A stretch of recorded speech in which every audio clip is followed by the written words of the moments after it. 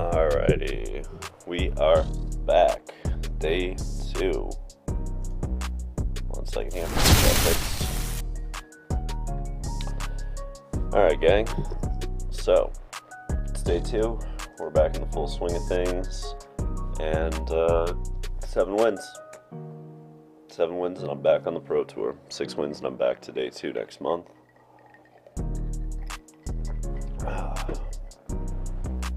Made some changes over the evening.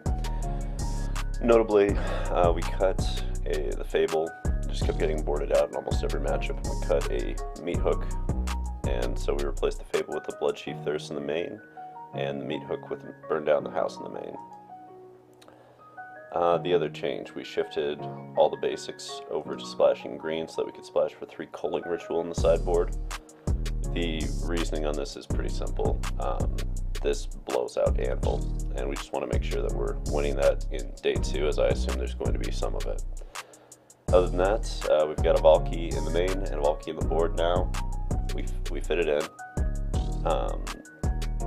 Tybalt's just a big deal. Like that. I guess the way I look at it is I've stopped seeing this as a 2-drop, and I've just started to see it as a 7-drop that City Stalker can't grab most of the time.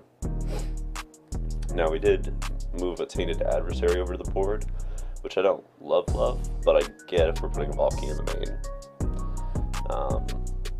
Yeah, you know, early interaction, good cards, good vibes. We'll see how it goes. I'm intrigued. Even if we 0-3 bomb out, it's going to be a beautiful day to play Magic. So, let's do this. Round 1. Yep. What is this? There we are. Sorry about that. Alright. I think we're ready to roll.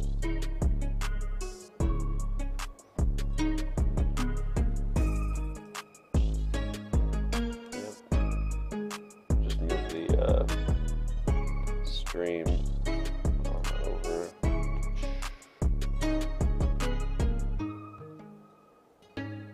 Whoops.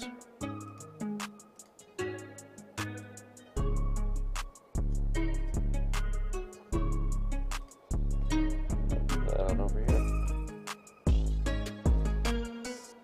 Yep. All is right with the world.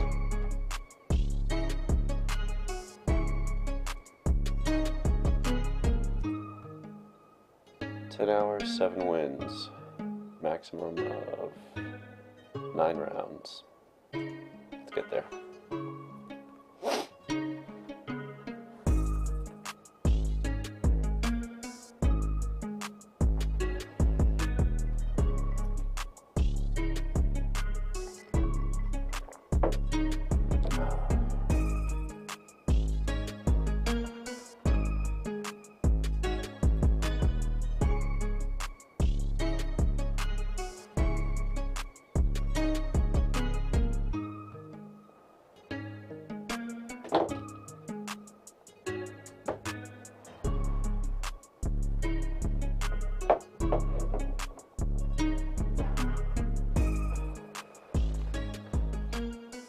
Man, they said it'd be longer wait times, but this is a bit much.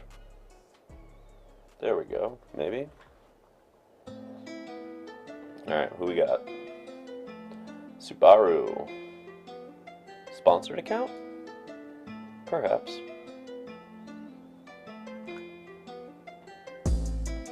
Yep, lands and spells. That seems fine.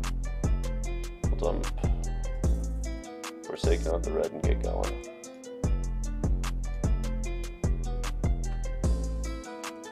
More spells to work with the lands.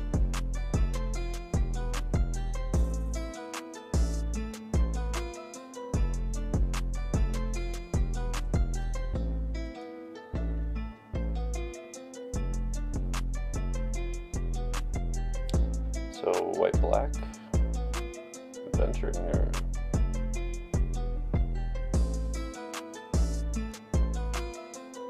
take one there.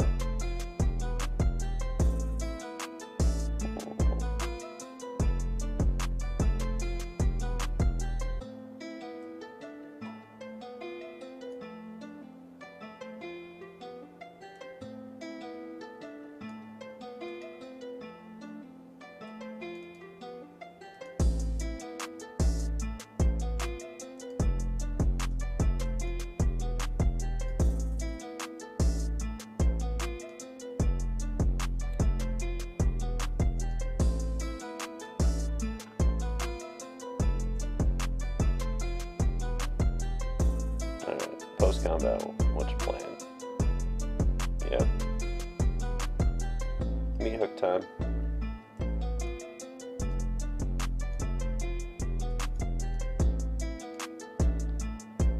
Rawr.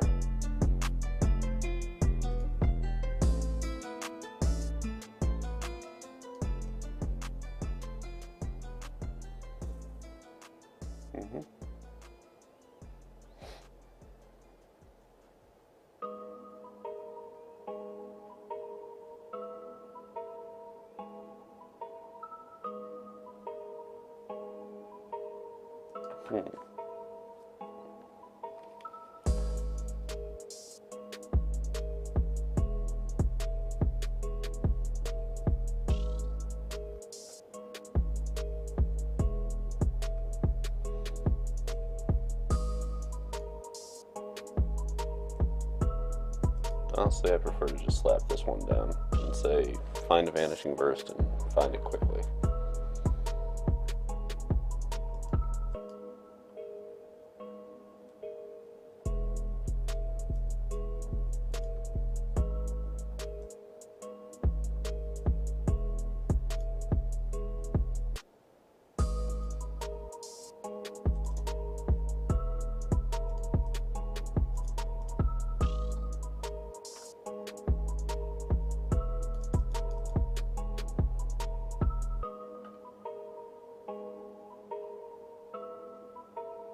Alright, so I think they're just trying to figure out what cards we're on.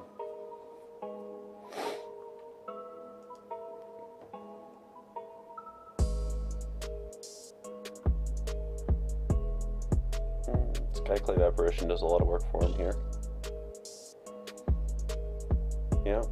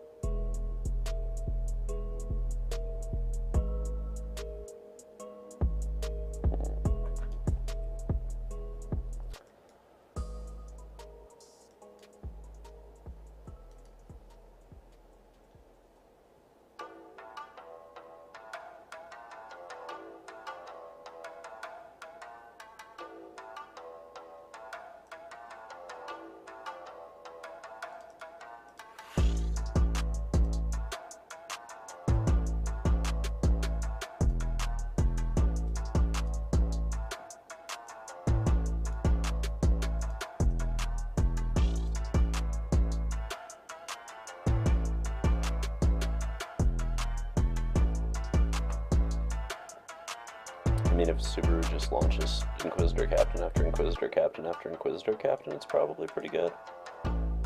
Otherwise, eh.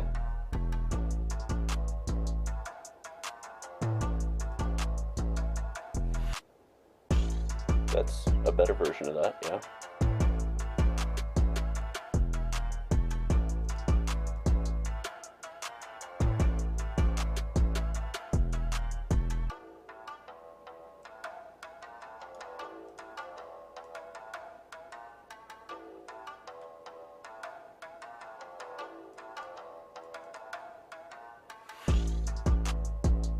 There's the trade.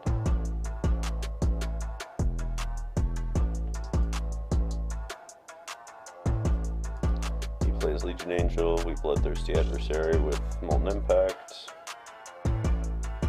We should be able to snag this one.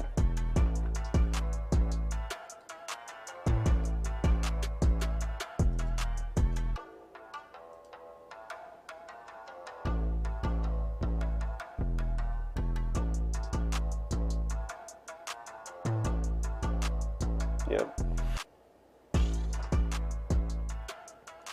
Alright. Not home yet, but we're not far off.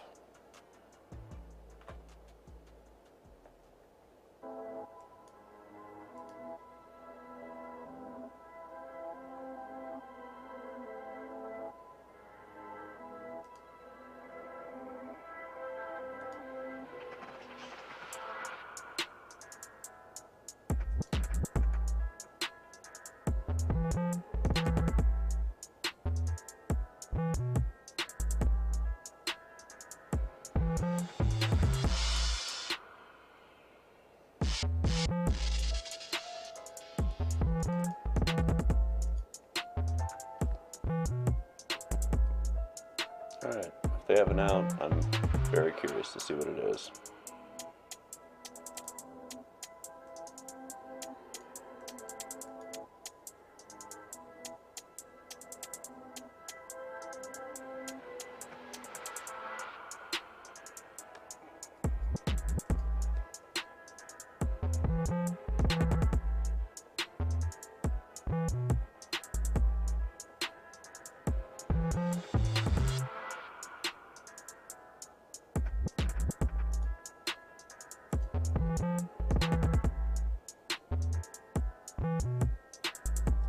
Okay, on to game 2.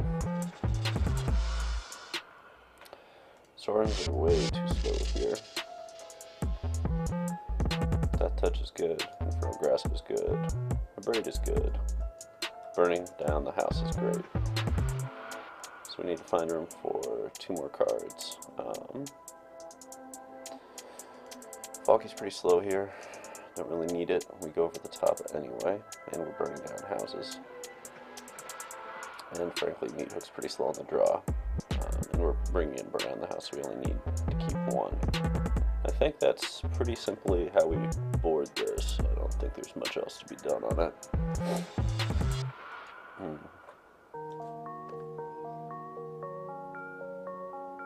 Yeah. Man, it's early in the morning.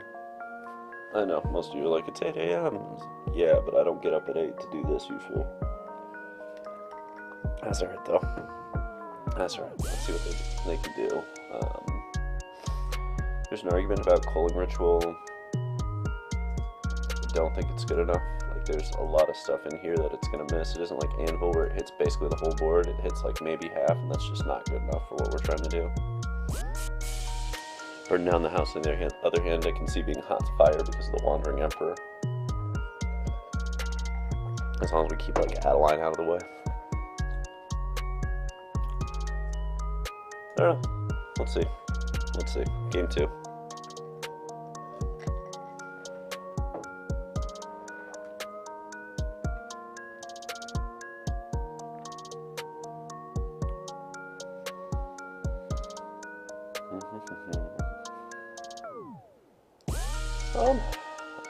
I don't mind this actually. Seems pretty reasonable. Like, we're 1 land away from having all of this out. And we have a later game play, and we've got early removal. Like, that seems reasonable to me. And even if they have Thalia, we have Death Touchy, Smash Mash. And we get Scry, and a draw, and 2 draw steps to hit the next land. 3 draw steps, and a Scry. That's 4 cards, that seems plenty. And we got it anyway. Alright, this goes to black. Yes. And we scry a little. I don't think we need another one. I think we're trying to hit some more lands here to get the Bloodthirsty or some more hard removal spells. Like, we already got the 2 Nighthawks sitting there. Good old Luminarch. Okay.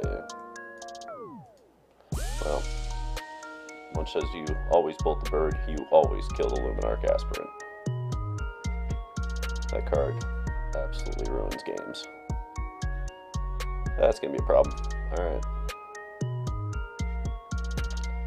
But we can top deck this game apparently. So that's what we gonna do. Oh, we screwed up. Darn it. That was foolish. Sorry, chat. That was, well, never mind. We were going to have to do it that way anyway. Okay, I feel better. I was about to feel real bad about that. Alright, let's get into the air and get going here. They play land and they start swinging. Nope, they're on that. Okay.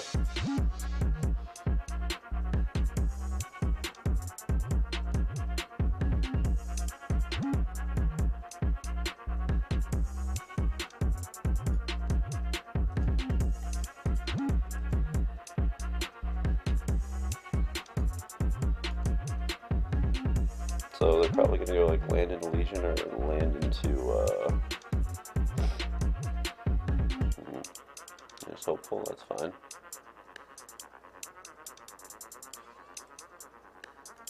Do we let them overload in the Nighthawk Scavenger? That can't be right. We've got to apply pressure. Yeah, we apply pressure, we force the Wandering Emperor out of the hand.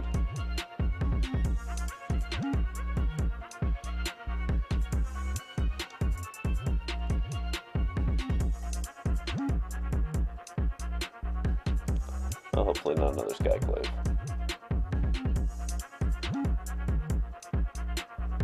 Spellbinder, that's pretty good too. They are gonna take burn on the house.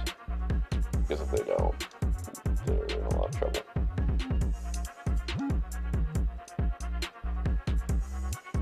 Really? That's interesting.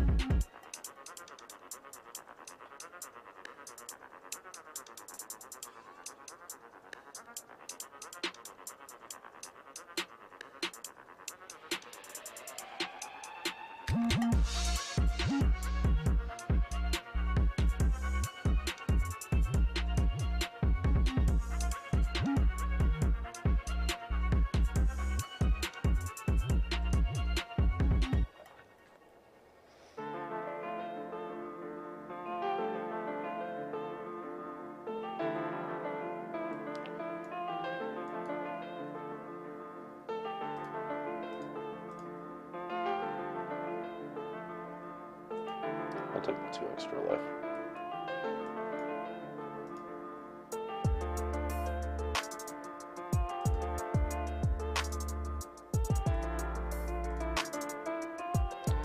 The reason we do this is we're still going to get a creature back and they're going to lose their board. I think that's a strong enough play to pull that off. And then we just need a couple lands to turn Bloodthirsty good, and we still have an Abrade to keep the game in check. I'm pretty comfy with this. There's still a lot of top decks that'll get them through, but we're through the opening salvo. So we smack into a Wandering Emperor. There we go.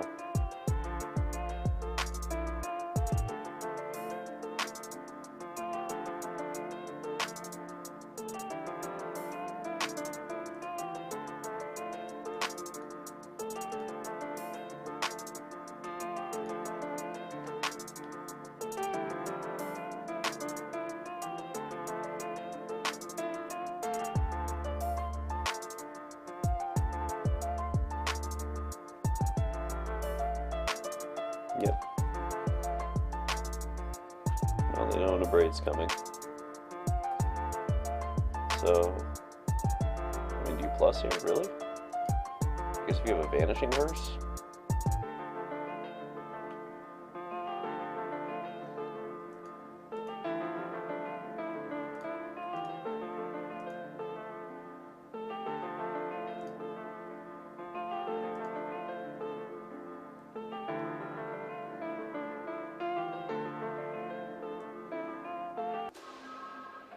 I think we're just doing another one of these. Like, they can get one scry and I'm not too worried.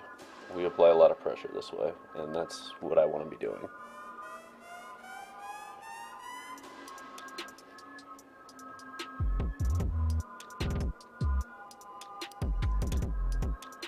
It's a pretty aggressive land drop, all things considered. I guess they're trying to be able to blood into a Wandering Emperor.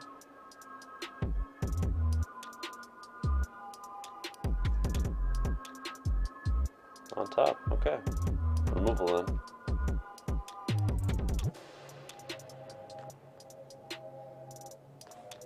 Oh, let's wait and see what fate has in store for us. It's gotta be a Wandering Emperor.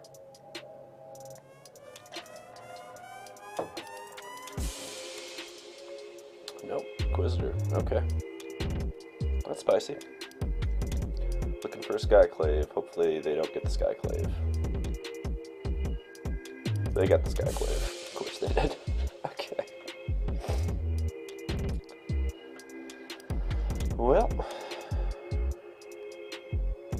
sometimes we just gotta smack on through for 7. Put a clock on them.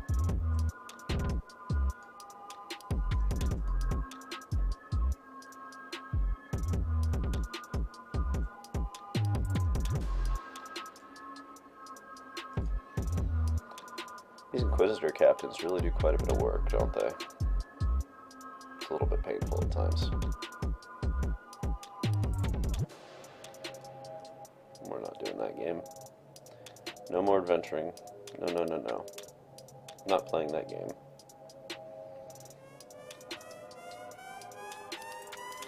That's fine. I will gladly take 3. The question is, did you get what you needed, or are you blood tokening through? I think you're blood tokening through. As long as you don't hit Wandering Emperor, I'm not too concerned here. Come on, opponent. Don't be lucky as all. Get out. Okay, not lucky as all get out.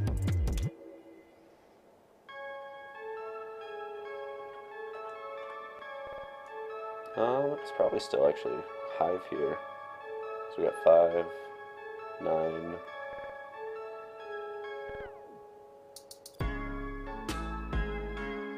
Kind of forces the double block, right?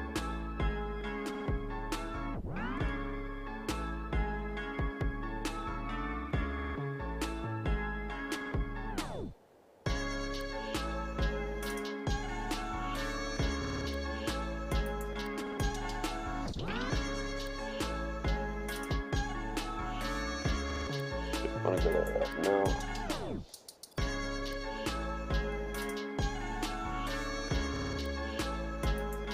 That's a bit better.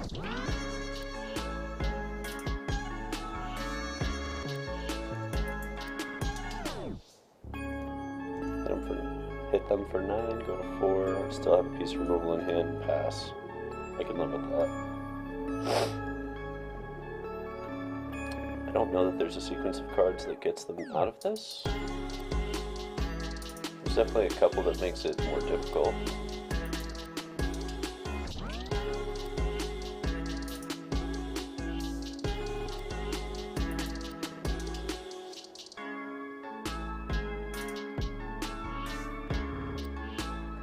There we go.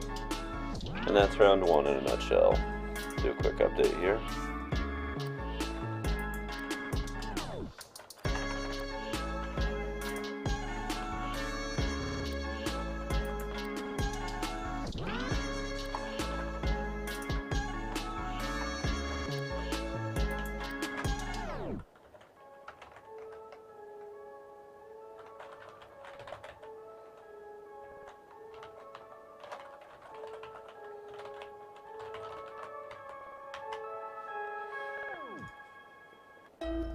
Alright.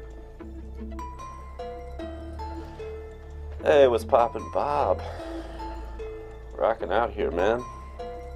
It's a slightly updated list since they apparently let you shift on day 2. Look at that, we got 1,000 gems just for a win there. Finally, we're starting to see some better rewards here. For those just joining, welcome to the new list. We made some alterations. We've splashed green here instead of having basic lands. God, I hope it doesn't bite me in the ass against Field of Ruins. But it lets us have culling rituals for Anvil, which seems like some potentially hot fire. I was told it was hot fire. And we shifted a meat hook over to a burn down the house. And we also shifted a Fable out of the main for a Blood Sheep's Thirst. And then we shifted it out of the board for a Valky, and then we shifted a Tainted Adversary for a Valky in the main. Point being, Valky, again, I don't think of it as a 2-drop. The way you gotta think of it is a 7-drop that City Stalker Connoisseur can almost never hit. And that's really the point of that card, is don't let City Stalker get your Planeswalker. Anyway, we're sitting at 1 win. We need 6 more to get there. Let's get on with it.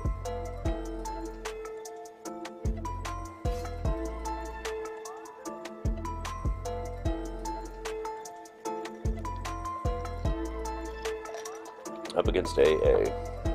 Alcoholics Anonymous? The one thing that can defeat me. Oh no.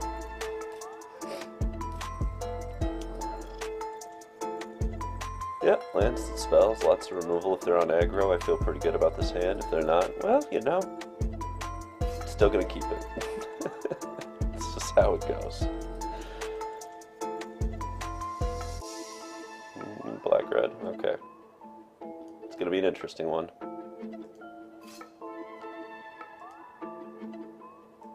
yes to that. That is something we are going to need at some point.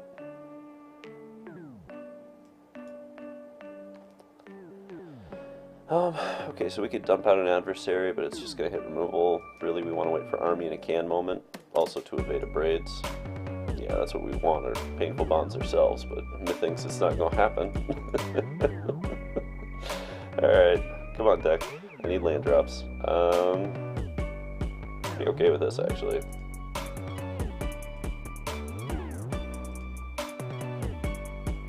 Yeah. So this is probably Croaky's list that they're on. Oh, no second black source. Pump pump.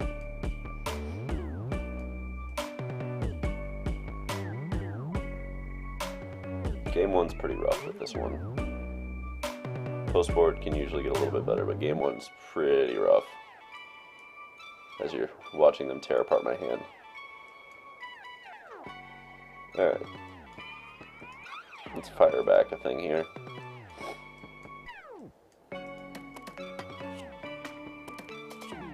Sometimes the rough game 1s are just how it goes. Unfortunately, we gotta keep killing these. Adversary versus adversary. I actually don't mind dumping this versus this. This gets around Invoke Despair really effectively. This does not. And I'm keeping the Valky to try to get to Tybalt. I know it's a long way off. I know it's a pipe dream, but it's my pipe dream. And damn it, I'm gonna embrace it. Well, aren't you a bummer? Alright. I mean, the good news is, by not playing any of this stuff in my hand, there's probably some number of dead cards in his. One has to hope, right? Oh. Yeah, see? Look at that spike field sitting out there, shaking that ass. Oh, good lord.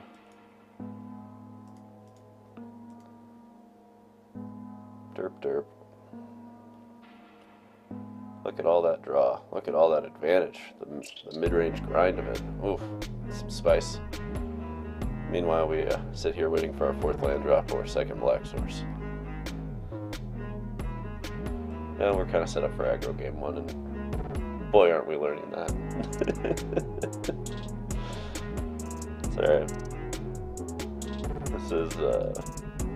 This is Croaky's list. I'm like 99% certain of it.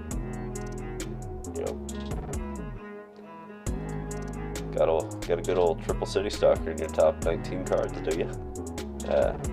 Well done, AA. Well done. You're another red source. But I can feel the 2nd black source coming. You know what I mean? I can feel it.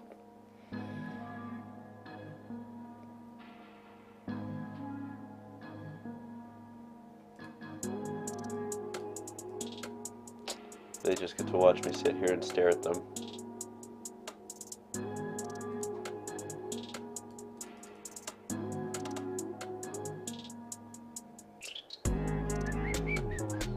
Yep, we'll take 3.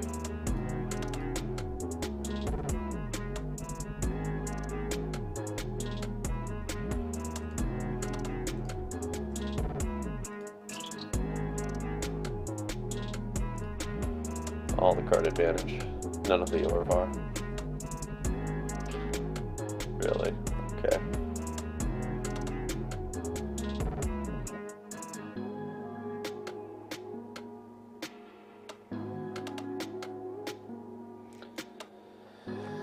Alright, let's see some removal.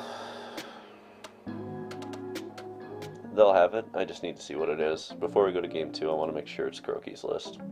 That's where we're at. Like, game 1's done, but we are going to make sure we understand what they're on before we're done.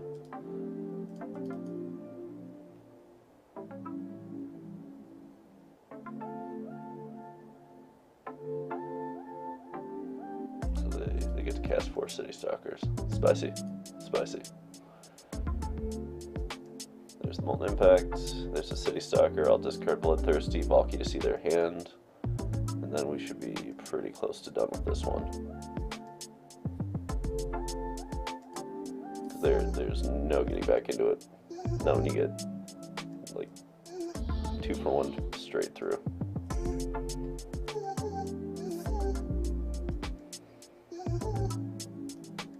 Croquis list?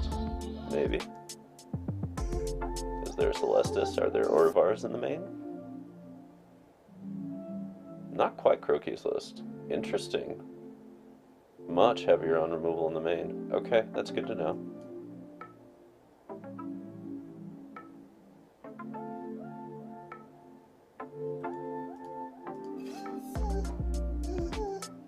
I mean, wouldn't you Spike Field Hazard this?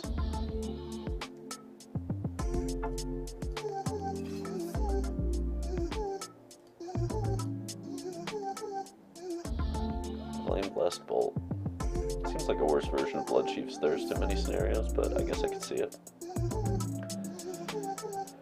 Oh, and if you're watching this from home and enjoying the massacre that is AA versus Darth Rictus, feel free to drop a follow. It's a friendly neighborhood thing to do, as I die for your amusement.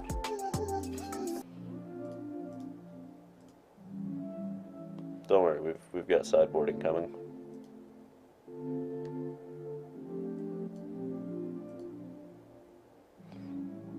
Look at that, we got our second black source. We did it. We done did it. Guys, we done did it. Okay. Let's move on. Let's move on. So, this matchup, kind of a weird one. Gotta have some fun with it. Rotten Reunions, Valkies, Tainted Adversaries, Cosmos Elixirs. These are the places we want to be. Places we do not want to be. Meat Hooks, not so amazing. Burn Down the House, not where we want to be. Where else don't we want to be? They're on damage-based removal, so I'm keeping Bloodbound Purveyors because that card is a house against them. Didn't see Celestis, and it's hard to tell if they're going to have Reckoner Bankbusters, but it's still fine removal. Bloodchief Thirst is not where we want to be against them. That doesn't really do enough, or much, of anything. Okay, so we've got our 2 for 1 setups. They've got a lot of damage-based removal.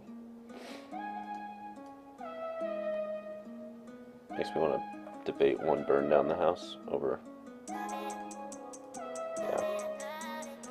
This is because it's a 3 for 1 in many scenarios, and it's ended more than a few of these games. We still have 1 card though. So, where do we want to be? Golden Impacts are too good. Abrades are probably necessary. Paint Bonds, obviously. Valkies, Tainteds, yes, these are all good things. These are Army Cans and 2 for 1s that we need to have. It's probably cutting a Scavenger, frankly. It's going to die to almost all the removal. Yeah, it's really the problem with that card, is it dies to pretty much all the removal, right?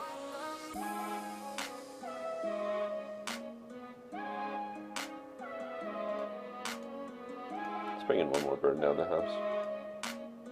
We may need to reset the board. This matchup gets weird.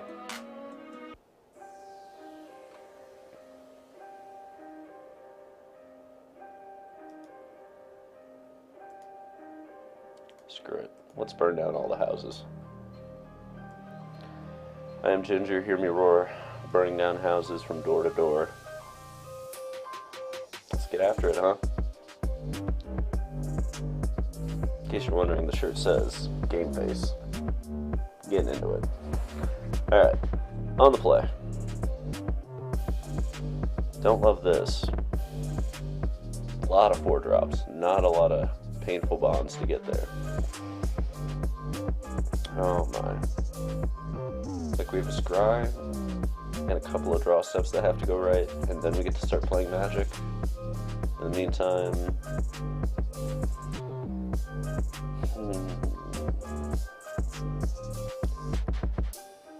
this is one of those moments in the tournament that you look at and you're like, do we risk it for the biscuit? Because, man, feels bad if you call it wrong here. It really, really does.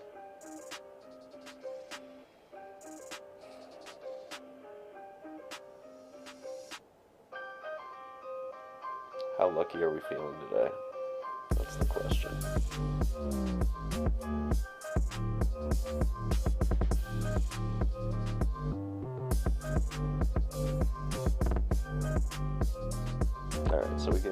draw step, and a scry to find third and fourth lands.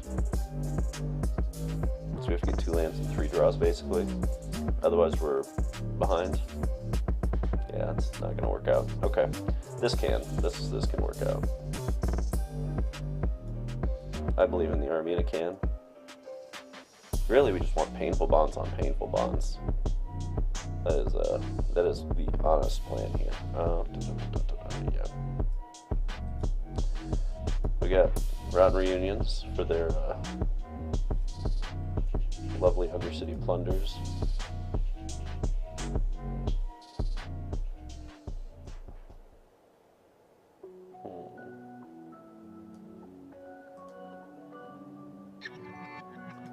Yep, we just want to hit lands. If we're hitting lands, I feel okay about this because Army in a Can is where we win.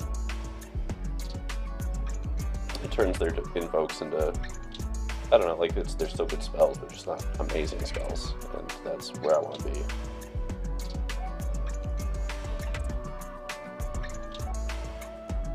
That one's red, right? Yeah, okay. Yep.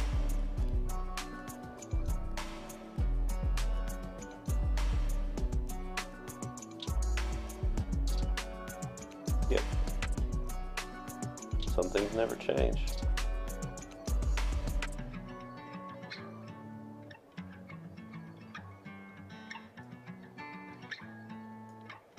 So we do this first to make sure that we hold this back for that with a Rod Reunion. That's the point of that, just FYI. And we are not dumping a tainted adversary until we can Army in a Can it.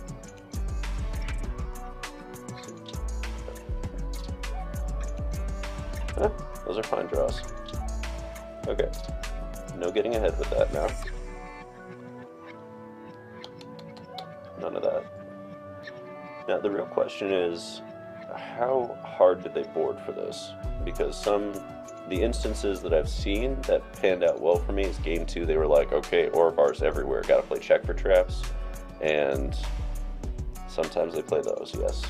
Sometimes they do not, which I prefer.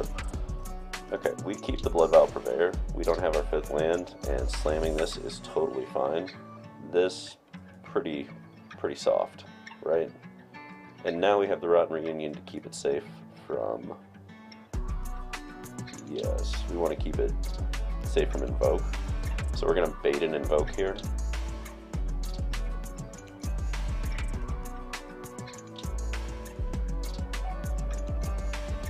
We're also noting that he's got a soft lock on board, unless we, well, no, we've got Rod Reunion. We're fine. You can swing for 3. Opponent, come on now. I'm not blocking. You know that. Silly, silly.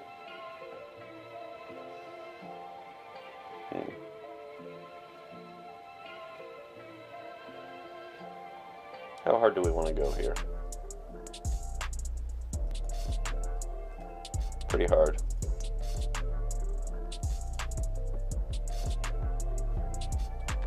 Not talking about practice. Franchise Player of the Year.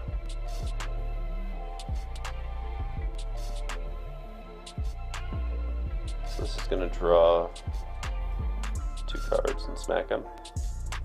Yeah, I'm pretty okay with this. This is where we start turning the corner on our tainteds. Nothing but the taint, baby. Nothing but the taint. Yeah, we just want to keep drawing cards here. We can actually outgame them here.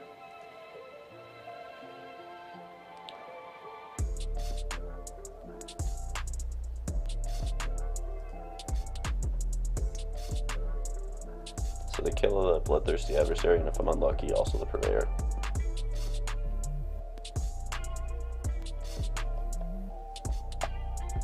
But we've got Army in a Cans, 3 of them, and we've got the ability to mess with their Bloodthirsty Adversaries. As you saw, the Rod Reunion did its work there.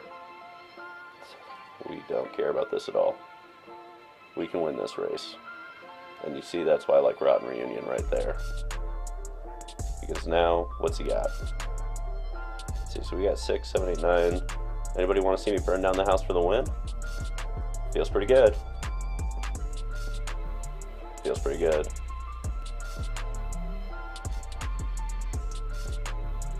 I mean, he might have a spike field, but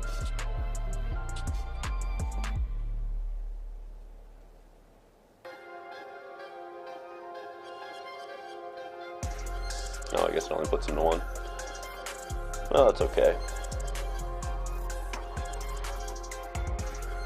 He can't invoke for the win, and he can't Hive of the Eye Tyrant for the win. And he can't Bloodthirsty Adversary for the win. So unless they are playing something I have never seen before, we get game 2.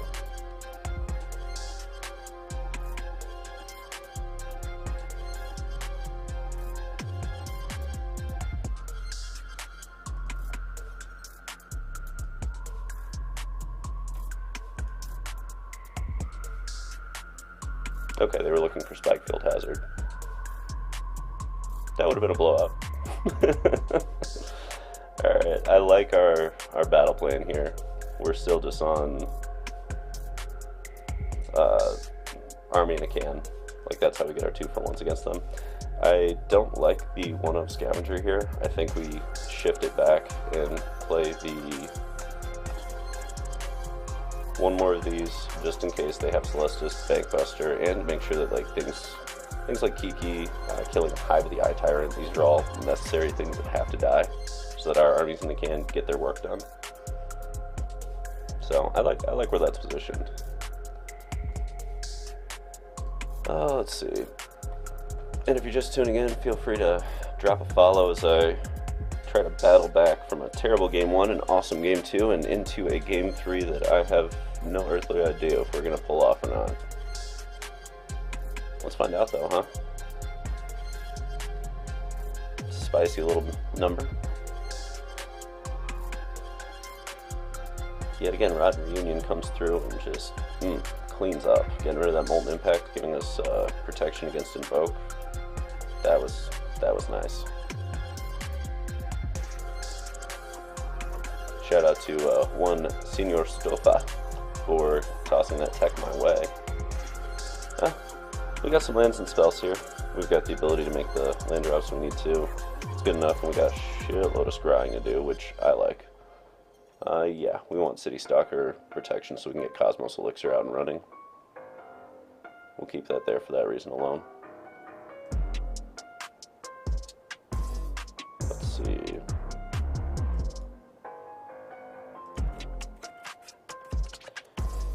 Nothing they do on this up, yeah. Not really worried about any of that. So we're gonna scry again. Army in a Can, sure. Sure. Love that. I'd love that for us.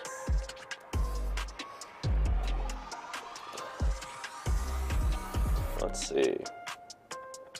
Hey, and for those of you watching, if the music like balances off, just let me know, please, because I've kind of tinkered with it a fair amount. So if my voice is clipping or the music's just not like balanced, please tell me, because otherwise I can't correct it. Alright, so as usual, we do this, saving the other half for the other half of that. We dump one of these down. It's going to be in red. Yes. A little more scrying. Land number 5 is totally fine. So, let's see. If they smack a City Stalker into play, we dump Cosmos Elixir. We dump the Sorin, we play Cosmos Elixir, and we see if they have the Abrade. Sorin's, like, it's good once our hands are empty. The problem I see with Sorin in this matchup is, again, Invoke Despair just kind of clocks it, which is a big problem. The other thing we hope they're doing in this matchup is we hope they're on the Orvars, thinking that we are somehow going to make them discard, but that's the trick of this deck, is that we gave up doing all of that.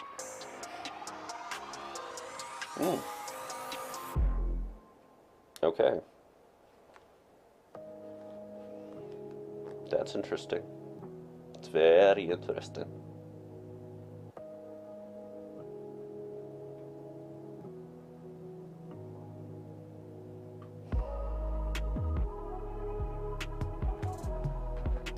Present me with a conundrum. So we can Molten Impact the Sorin if we want to. That leaves 1 on the table. It's not fantastic. There's a couple different lines of play here. like, Cosmos Elixir is the riskiest and probably not where we're going. We need to dump out things like that. And frankly, I'd like to get Tainted Adversary online, so when he dumps the Grave Trespasser, it's... yeah. Yeah. So we hit this first, boom, which means we get to keep one off that. We dump the Bugbear into play. Do we though? Do we though?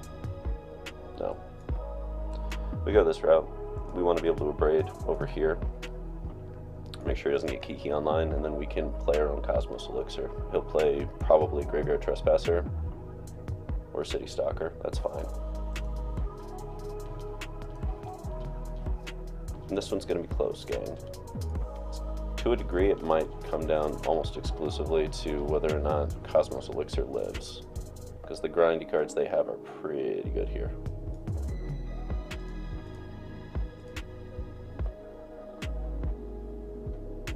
I mean, whatever. Kiki's the one you kill, by the way, not City Stalker. Always kill the Kiki. Always kill the Kiki. Alright. Let's get this up and going. Let's get that down.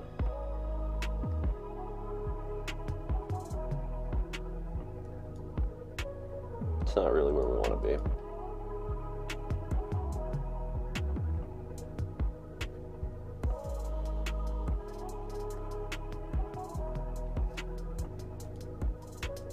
Okay, so they still have one Molten Impact in hand, or else they wouldn't have done that. That's good to know.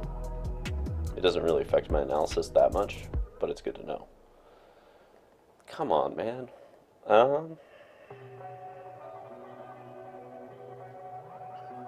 They're following this up with a Graveyard Trespasser.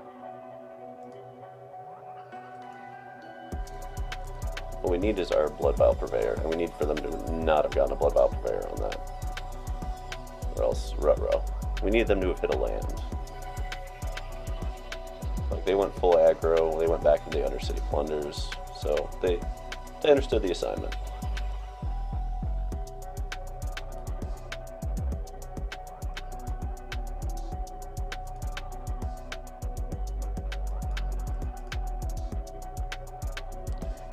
They don't run up raids, it looks like, otherwise they would have bumped off the Elixir. So there's something to be said there. We'll get to fix a lot of draw steps. Okay. Well, that doesn't work out great for me. That's a lot of aggression really, really quickly. And Graveyard Trespasser is going to keep them from feeling the heat of it. Now this is why we run Burn Down the House. 3 of them. Time to find me some Burn Down the House, right?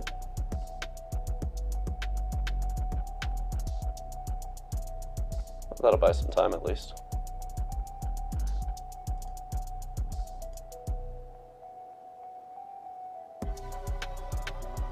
Doesn't really get us back into it though, right? Like, Burn Down the House is kind of what we want. Hard to say. Hard to say.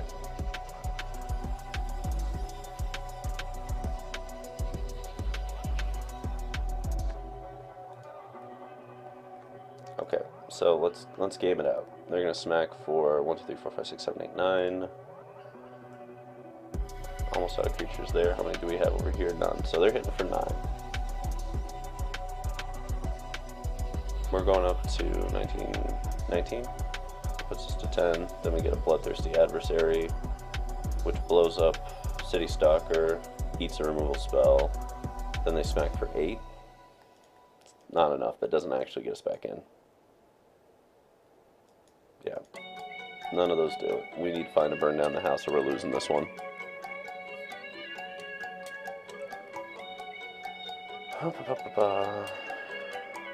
Right, yeah, they're eating the graveyard. Yeah, that also makes sense. Oh, Lord.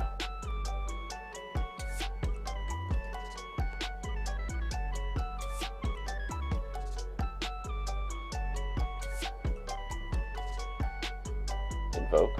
No. Like, Invoke there is also pretty damning. Alright. Come on, chat. Heart of the Cards this with me. It's time. It's time. And if you're just tuning in, be a friend, drop a follow. We're all trying to make it here. It costs you no more than the click of the button. Well, ain't that awkward. Subscribe to the bottom, got him anyway. Alright.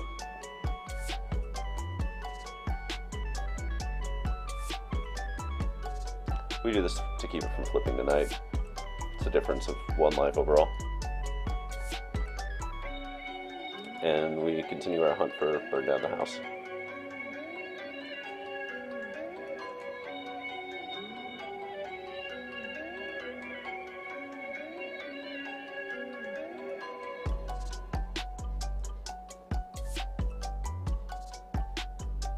Still not burn down the house. Okay, we're on top deck mode, guys. If we want this one, we're gonna have to raw dog it off the top, although we have scred like 8 cards to the bottom at this point, so. Oh, Valky, you would have been fun.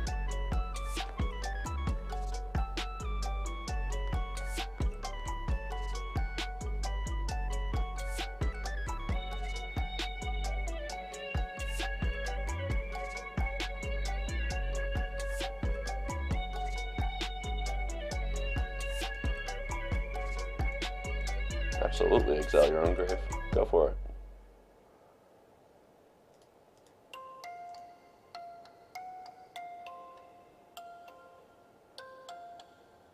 Just gonna be Invoke Central? Is that what this is? The Massacre? Okay. Seems kind of irrelevant, but, you know, you do you, boo. Ain't that rough.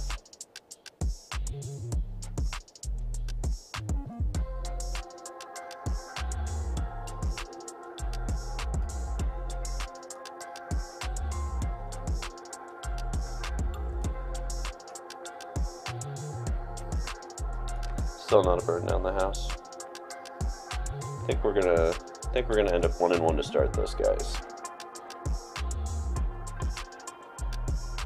I mean, don't worry, I'm activating the Den of Bugbear to try and block the City Stalker, but methinks it will not work. It won't, as it were.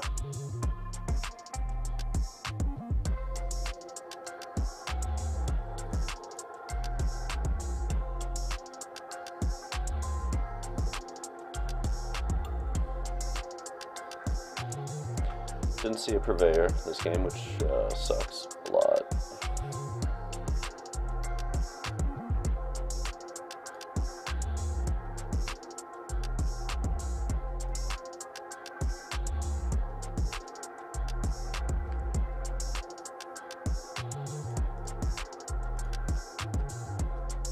I assume this is going to be one of those scenarios where they go invoke GG, right?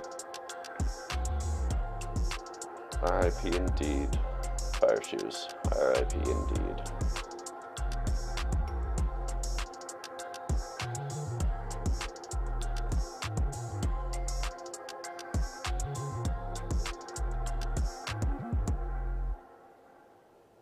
Man.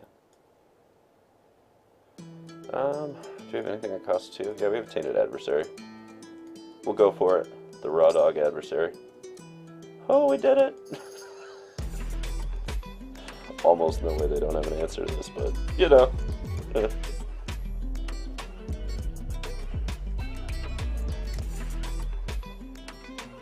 Why shouldn't I?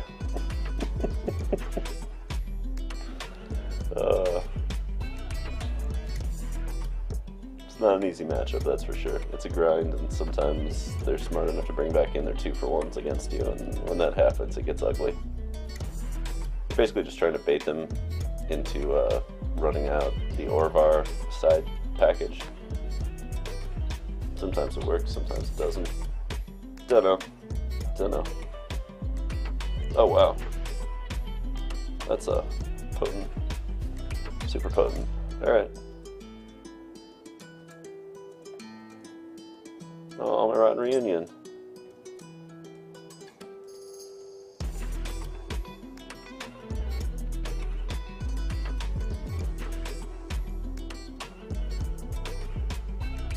Cosmos Elixir doing the Lord's work here.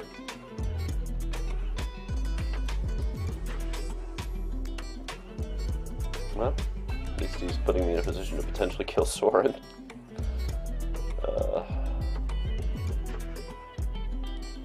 Can we just top deck 3 straight Purveyors and he gets nothing ever? That's where we're at.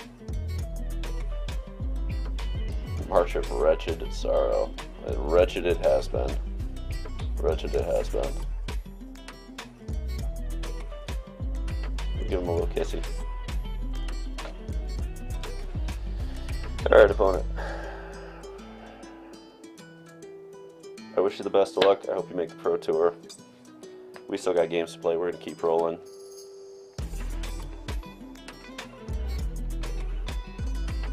Alrighty. I have bad habits that need to be dealt with now that it's 9 a.m. So, it's going to be 10 minutes pretty much between rounds, just FYI. So, I know that's going to have some people that go in and out because of that, but, you know, welcome to it. When you like cigarettes, you like cigarettes. So, and yes, I'm quitting after today, or at least that's what I'm going to tell my mom. So, love you all. I'll be back in 10 minutes. We'll keep rolling. Day 2 Jund. In case you're wondering what the list is, it's up on Midwest Tournament Updater. Admin Fire Shoes over there. He's rocking out. And, yeah, we'll keep rolling. I mean, we're built to do those grinds. It just doesn't always pan out. Like when you miss burn down the house every single time. Kind of need to have those when you need them. Oh well, these things happen, guys. It's Magic, and that was a cool game. Well, cool match. Anyway, back in 10. Stay tuned. Come back. Come hang out. Toss follows. Be lovely. I love you all.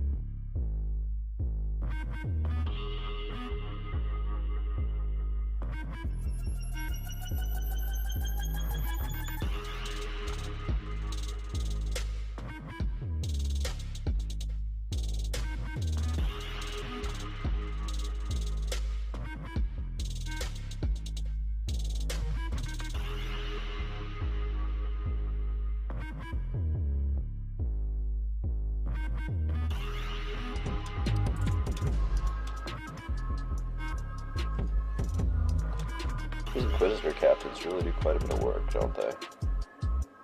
It's a little bit painful at times. We're not doing that game. No more adventuring. No, no, no, no. I'm not playing that game.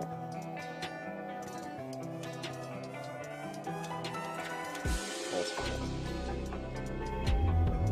I will gladly take 3. The question is, did you get what you needed, or are you blood tokening through? I think you're blood tokening through, as long as you don't get Wandering Emperor. I'm not too concerned here. Come on, opponent. Don't be lucky as all. Get out. Okay, not lucky as all get out.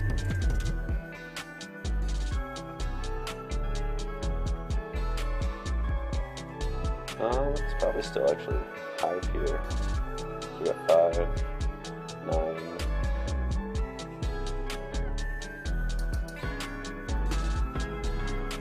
Kind of forces the double block, right?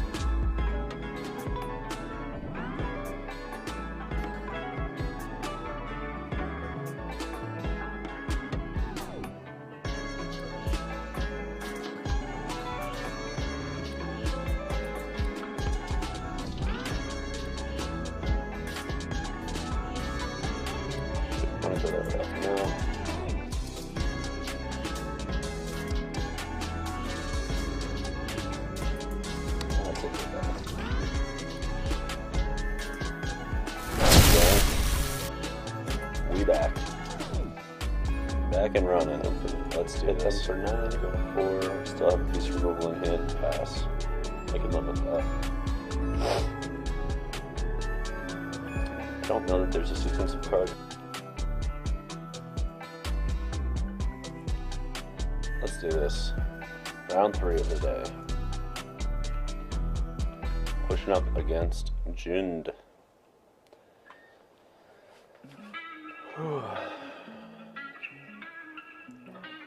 Let's see what we got going.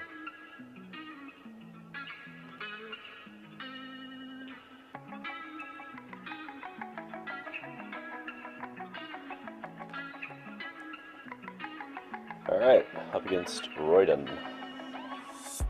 You got it, Royden. Let's do it.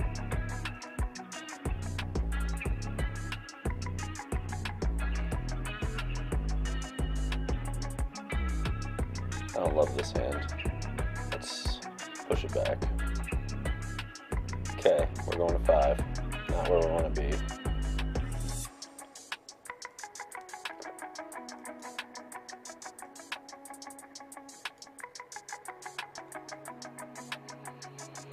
Mono green. Got it.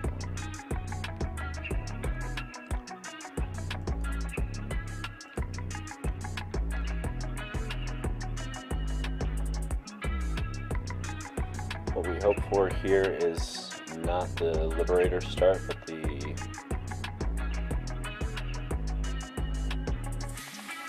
Werewolf Pack Leader moment, not Force Cultivator, please. Show me the Pack Leader. No, that's a Pack Leader. We can work with that. And Tenacious Pupper again. Okay.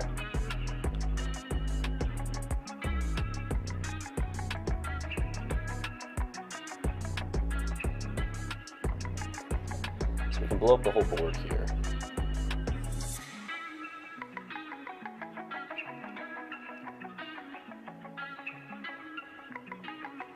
Question that begs itself is, does blowing up this entire board actually help us? I don't think so. I think we want to do the Molten Impact and save the Blood Chiefs for an Old Growth Troll next turn.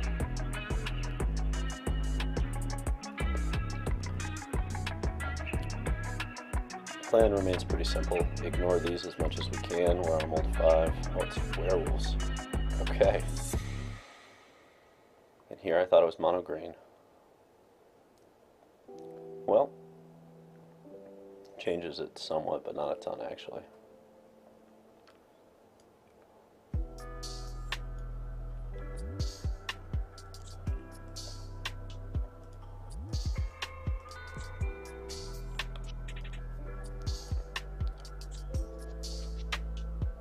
Alright, Alright, there's our 2-for-1 to start getting back into it. Tovolar's pretty rough here.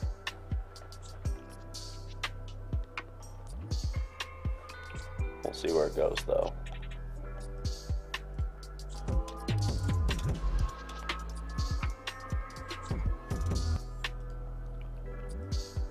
Okay.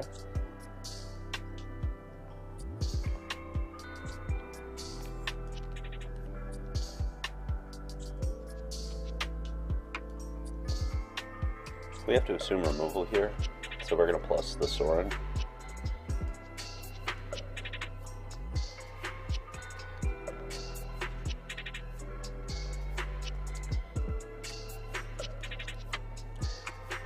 Make our land drop, yeah.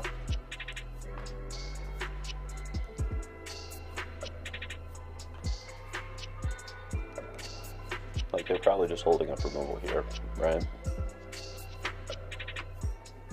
Okay, there's the inscription. Activate layer, smack us.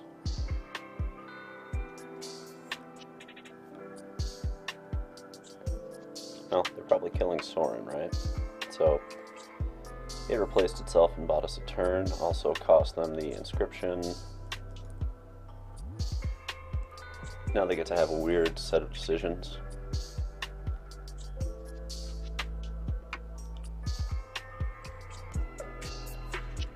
Okay, that's pretty powerful. So they get to hit us for 3 and kill Sorin. And the last card, if it's removal, we are in a lot of trouble. If it's not, I'd say we have a shot. Depending on top decks, of course.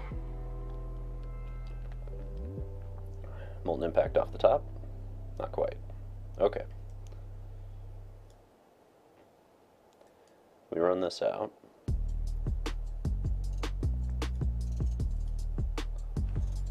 Get our 2-for-1. Make our land drop. If they have the removal, they have the removal.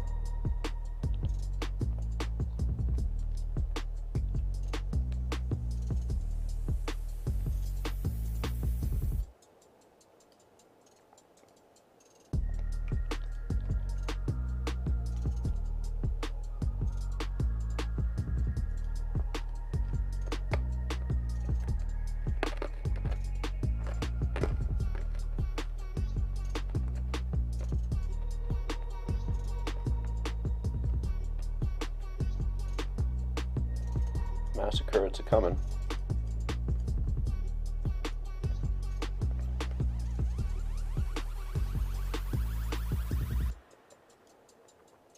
They have a number of top decks here that are pretty good against us. We'll hold on to the Takenoma for a second. Like a land wins the game for them.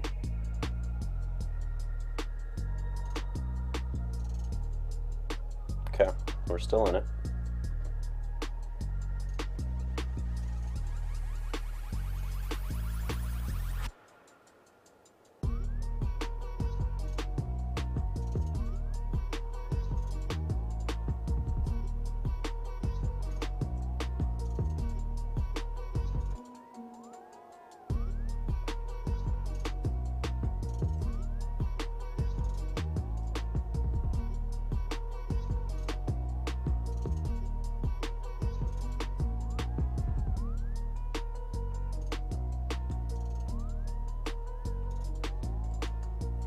They have a lot of live top decks here.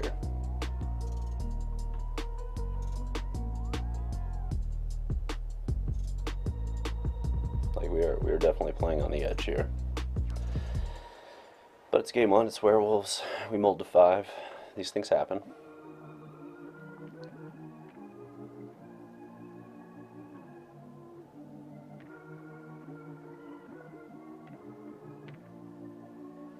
Alright, if they play this right, they should have it.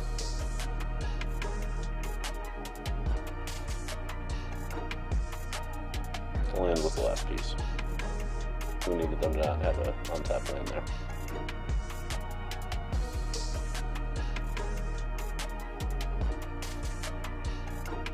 Alright, this opponent is almost certainly going to find the key here. Yeah, the key is boom. dump it on there. And meat hook trigger does not come in time. Alrighty. Well, let's gear up for the next game, huh?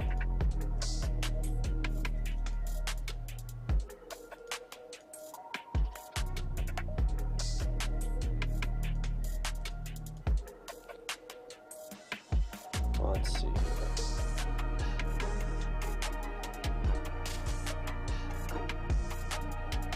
If we have burn down the house, we don't really need the meat hooks. We keep one.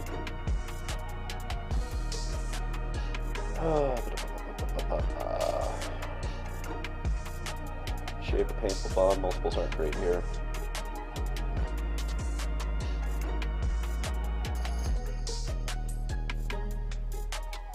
It's one more card than we need. Comfortable shaving exactly one of those. They're also not amazing early on. It's a good 2-for-1, but we're mostly making sure we just survive the early game because our purveyors should get us the late game. Yep. Alright. Game 2. Let's not mold 5.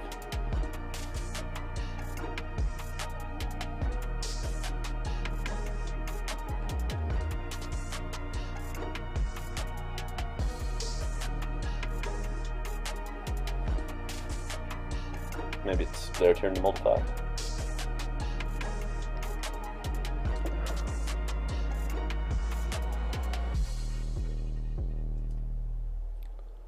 We shall see.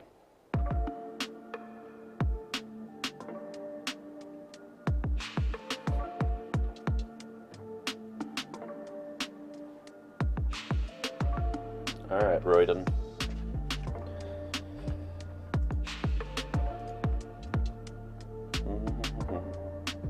Don't love it, don't hate it, gonna work with it.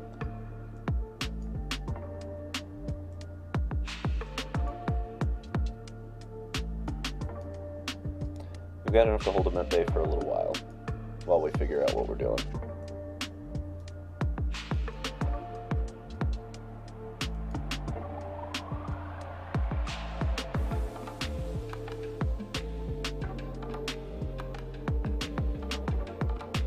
So we need to draw lands. If we draw lands, I feel pretty comfortable in this scenario. And if we don't, it's gonna get rough real quick. Okay, drawing lands. Doing the thing.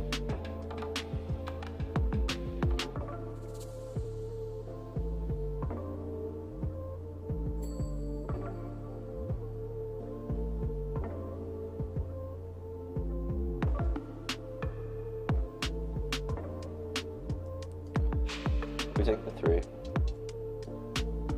so we can get the molten impact online.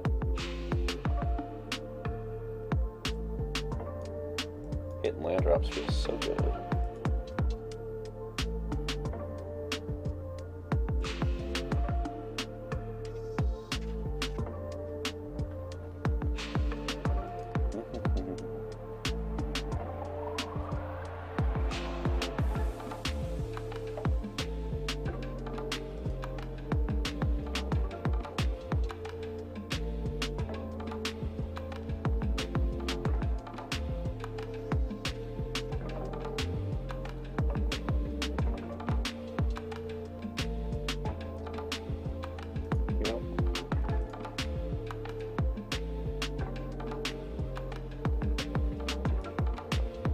If we do this now, so we can gain life off everything they're about to do.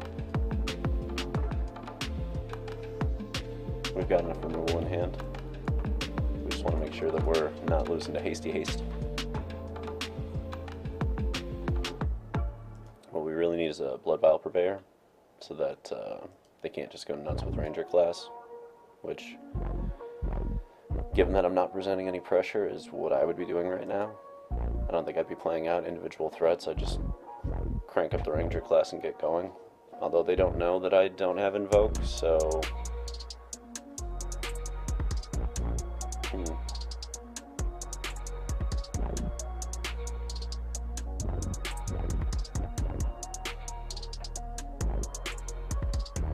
Okay. So what we're doing here is Molten Impact with an Abrade back for the Snakeskin.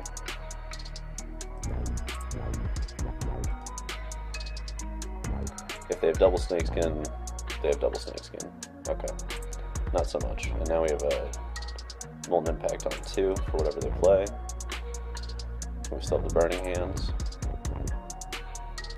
So there's no Snakeskin in their hand unless they just drew one, which is positive. That's interesting. Yeah, we have to assume they're probably going to pop up that Ranger class pretty quick here.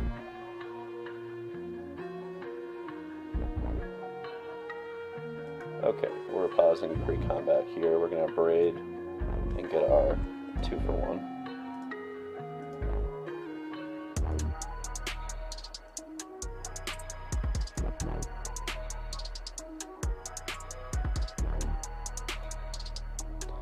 Always kill the Halana. Card is absurd.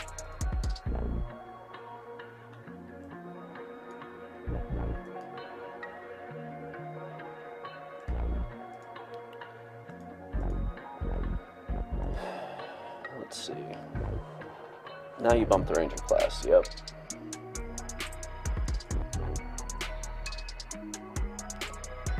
Opponent's gonna go that way. They should have removal for the Scavenger. Okay, maybe not.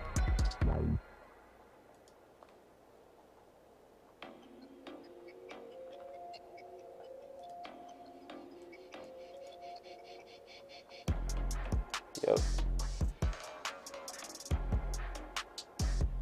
Meathook's been paying some nice dividends for us so far. This matchup really does come down to Ranger class and how nuts they get to go with it. But we army in a can here.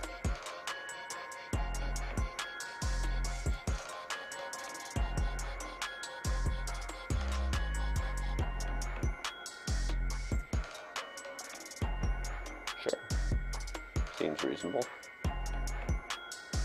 They have Reckless Stormseeker, it's pretty good here. Gets to blow up the Meathooks.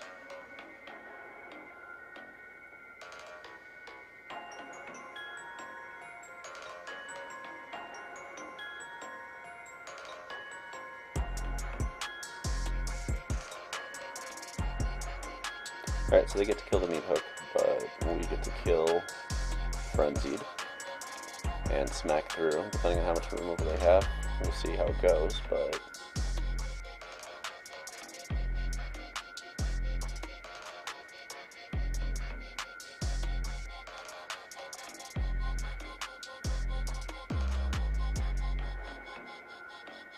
do they have a Snakeskin? What are they trying to push here?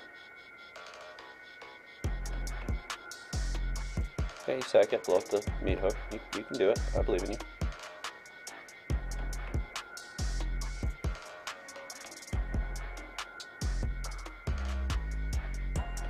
Okay.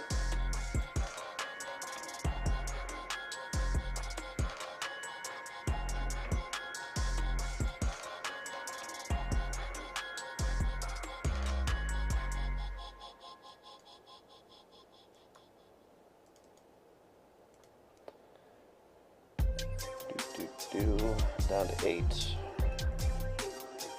And we have another Bloodthirsty adversary to push. Unless they go absolutely bonkers with Ranger class, I feel pretty okay about this.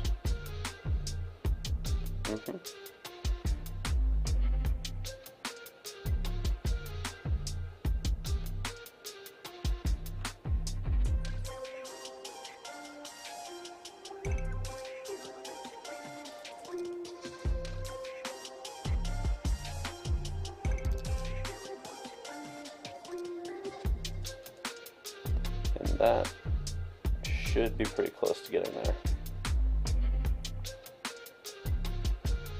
Okay, game 3.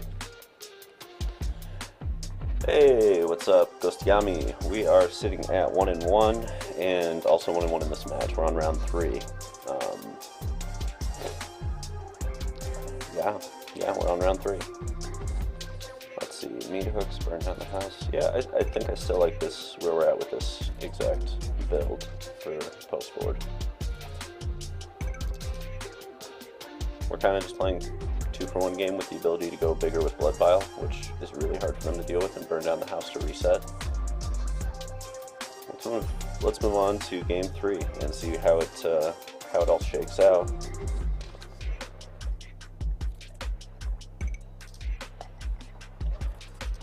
They present threats, we have to kill threats.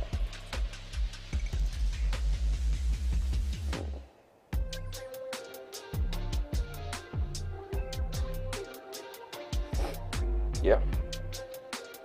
Yeah, this is reasonable.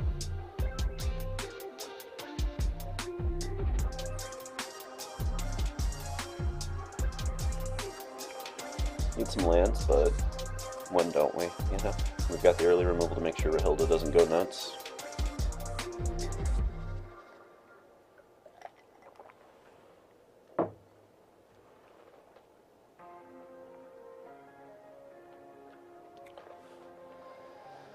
Oh.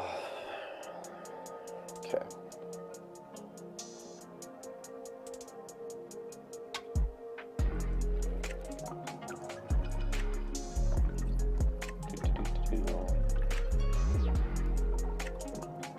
Yeah, I do like having that there.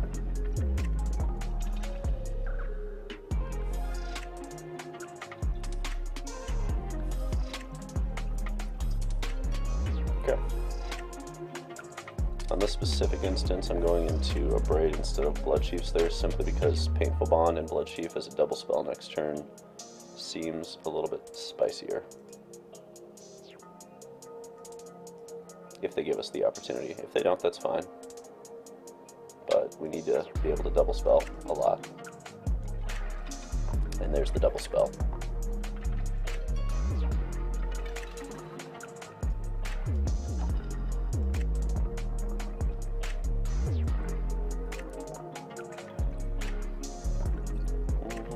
Do that on their turn.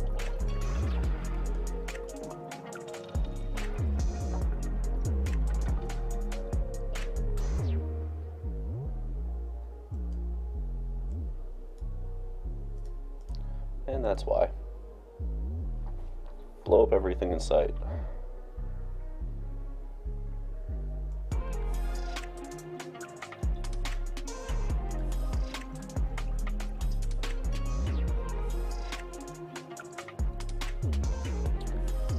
Let's see, Tainted Adversaries coming in right now. Yeah, we've got enough advantage here. We can push a little.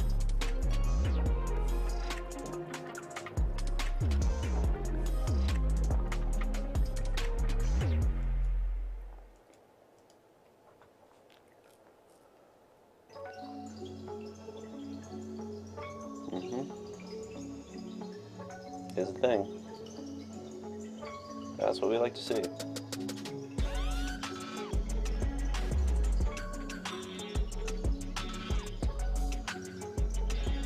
And there's a big 5/6 fatty that's going to be real hard for them to remove. If they go land Helena, it's pretty good, but I'm still just going to burn down the house. Wow. Alright. Now that is some spice. That is some real spice. Alrighty then. Tangle Trap. With the exact Molten Impact. Look at you go. Holy crap.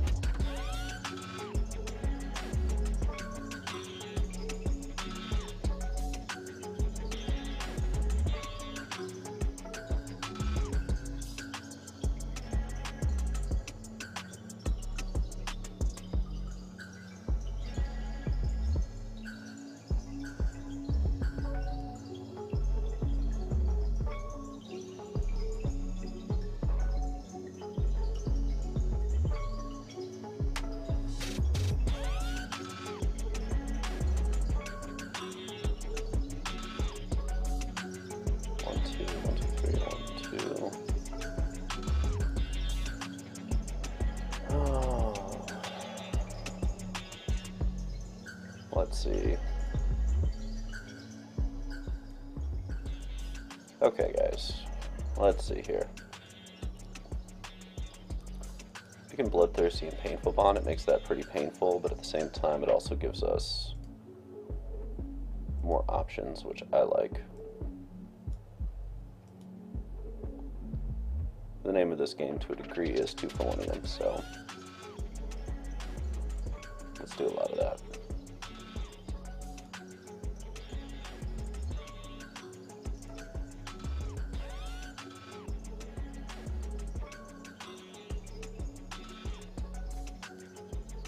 See, removal spell would land. Perfect.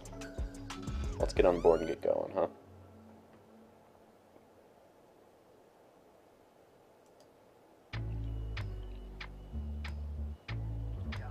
Alright.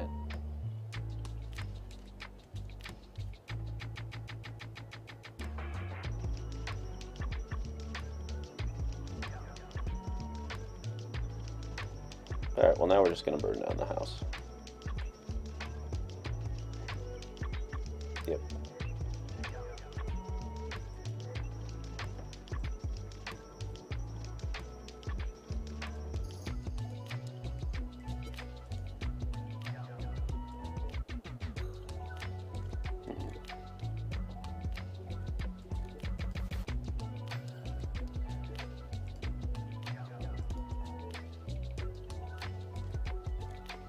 Oh, that's a card.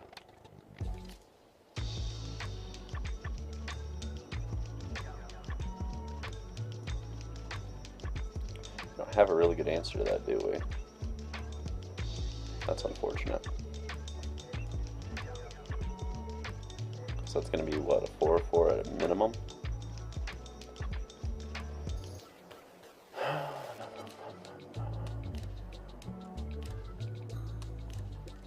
I hate to say it, but I think we have to Bloodthirsty here just to smack for 3.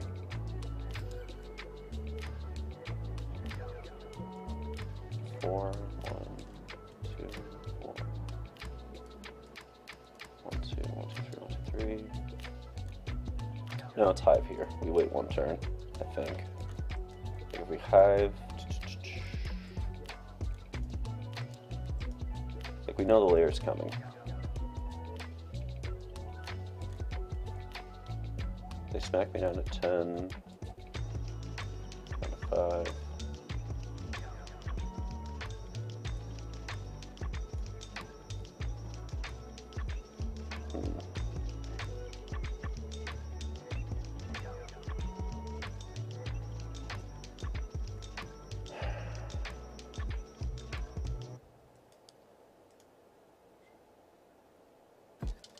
Let's stare at each other for a second.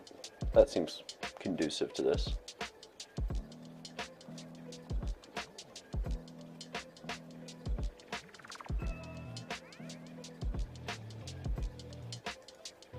If I was them, I'd just be smacking for 5 with layer there, but alright.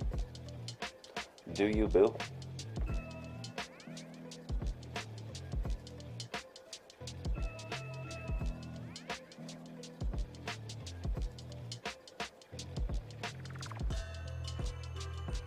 Guess what's getting double abraded?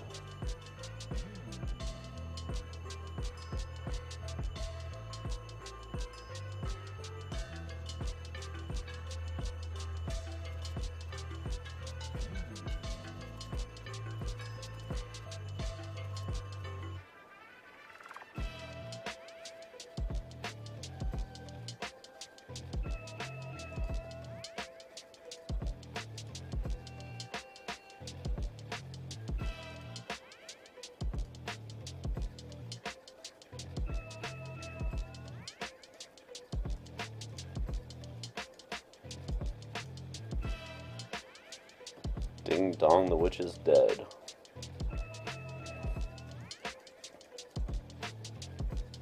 We're on the board and running, and it's back to daytime. Begone, werewolves, begone.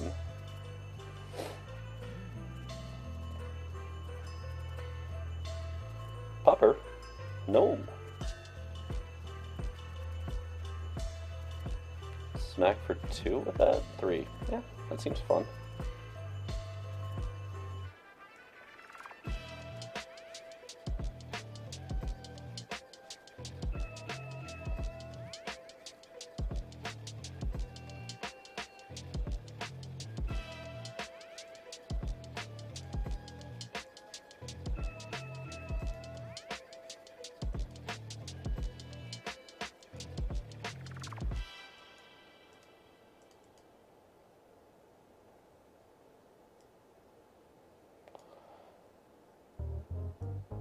I don't know.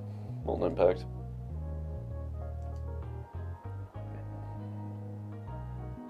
I don't think they have any recursion, but one never knows, right?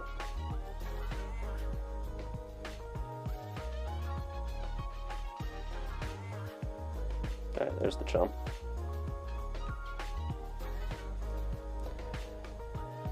If they smack it to the layer, we burn the hand off it. Pro move.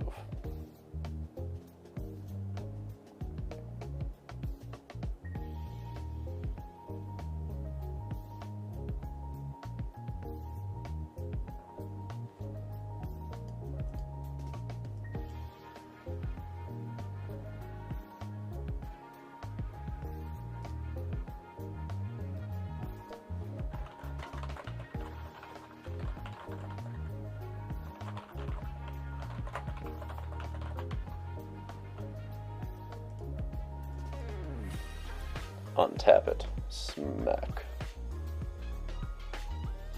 No, really wanted that, huh? Okay.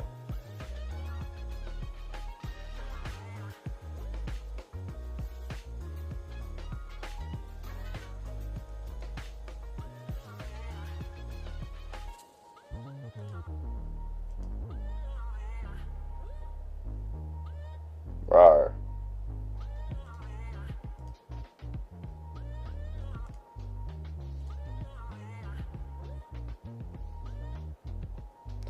Okay, so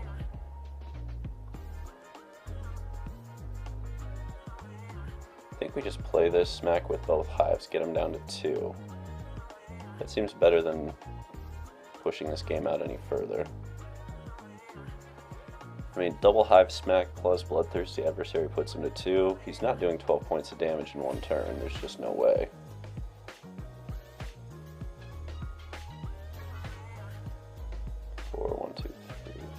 Yep.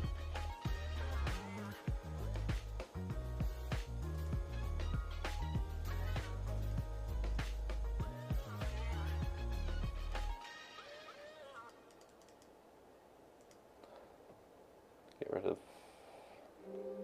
I don't know, Tovalars. Screw it. None of you now. Whatever opponent does, they've got to deal with a lot. Right, meow. Kissy face. Oh, wouldn't let me do the kissy face. Alright. 2-1 over it.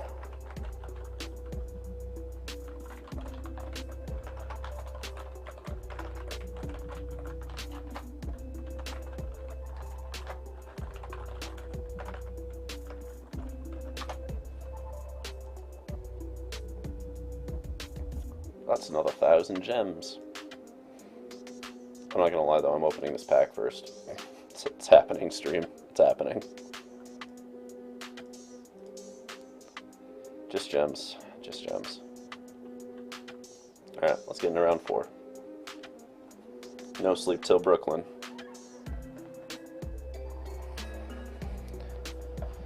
Alright, we're 2-1 on the day. Gotta get to 7 wins, need 5 more.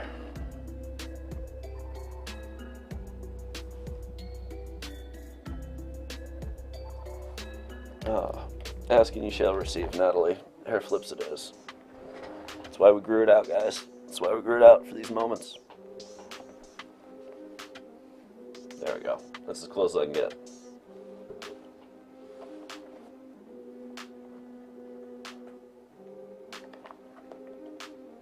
Oh god, it's in my face now. What have we done? Oh. Alright. Bark light. But what if you want to bark heavy? Play first. Riskier keep, but I'm fine with it. We've got the painful bond. We got the play. The magic is in us.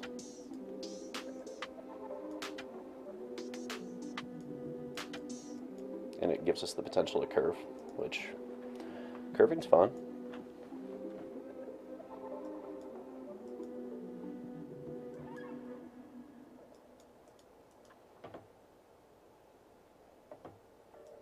Anvil deck, probably. Almost certainly. Okay. So that's going to get a Molten Impact. And, yeah. No ifs, ands, or buts, baby. We go ham. Our goal is Blood Vial Purveyor. Because we can race.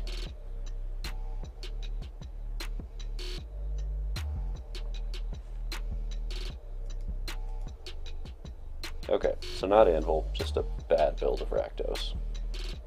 Also totally fine with that.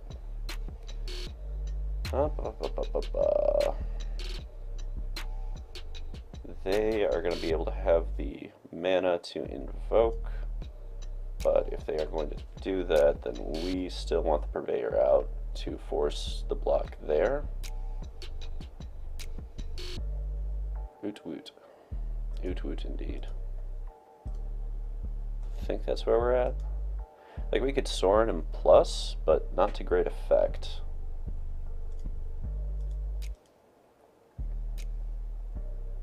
Yeah. Let's force the invoke or hard removal spell, which they probably don't have many of. And if we force the invoke, that's fine. Because we get to turn right around and dump a Sorin into play. And plus it onto an empty field. And if they have double invoke, we're still not totally screwed with the Sorin up at 5, replacing itself. Seems like a stronger way to roll.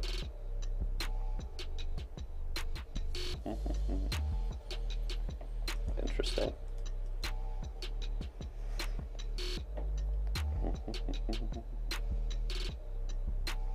Dost thou have the hottest of removals? Like, I know this opens Molten Impact, but Invoke's on the table. Right? That's block, yeah. So, that's fine. We force it.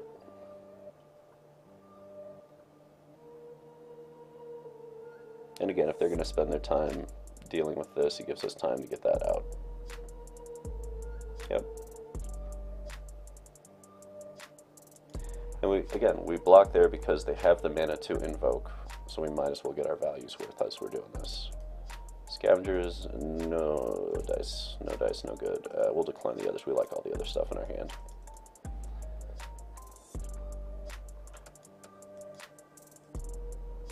And again, because Invoke is the thing, we're not minusing the Sorin here even on an open battlefield. We are plussing it to gain value.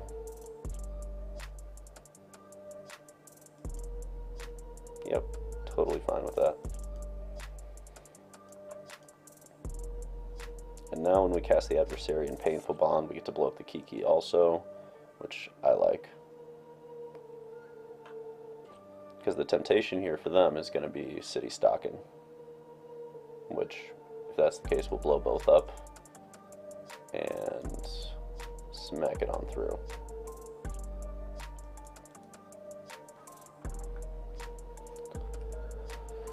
There's the Invoke. That's why we block the token. Being proven right feels good. It doesn't feel great, but it feels good. Alright, so this is going to do a Painful Bond. And kill the Kiki while giving us a little momentum that we need to get back into.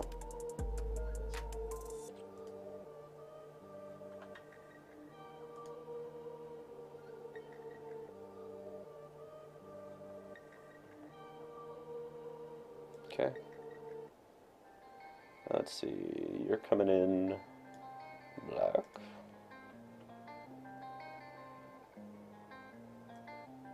That's not really going to be relevant here. At least not relevant enough for me to care.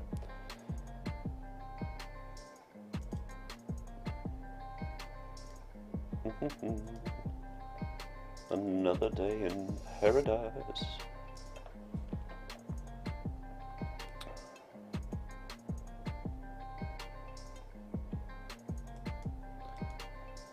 Let's see.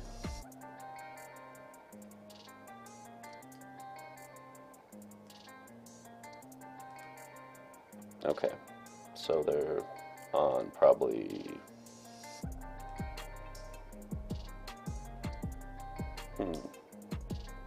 Don't love Massacre, actually.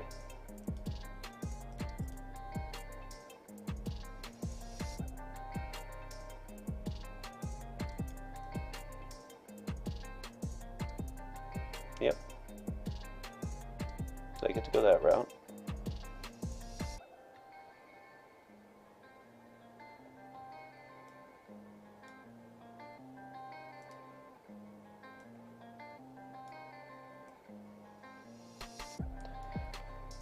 Let's put some pressure on.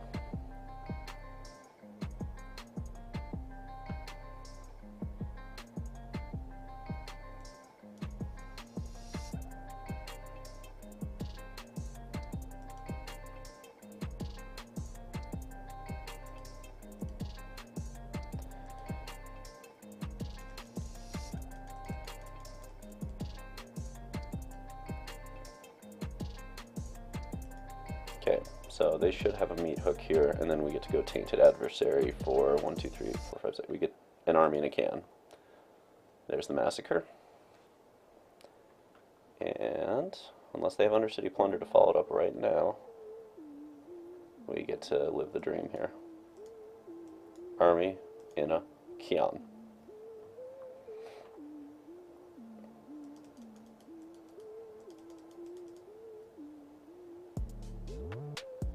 Where are your gods now?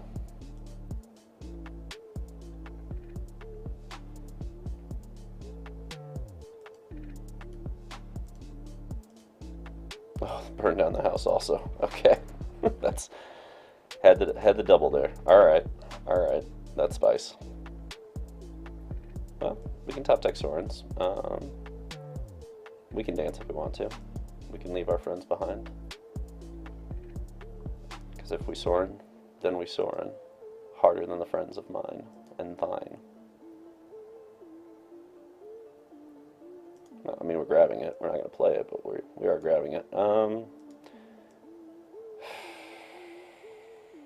not holding back for plunder here. I think we need to get Hive of the Eye Tyrant going, or Den, one of the two. Probably Den.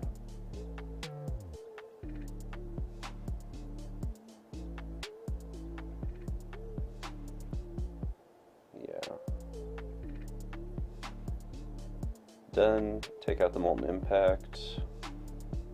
2, 3, 1, 2. They still can't kill Soren that way.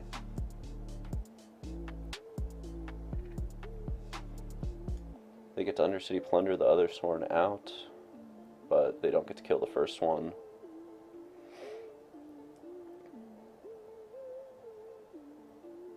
Then again, Den of the Bugbear also allows us to get back on the board and gain some incremental advantage here. Also, holding cards against a deck that makes you discard just doesn't do anything. Right. Like we're not trying to win the card advantage war, we're trying to win the tempo war against a deck that's set up to win the card advantage war. The question is Hive or Den here.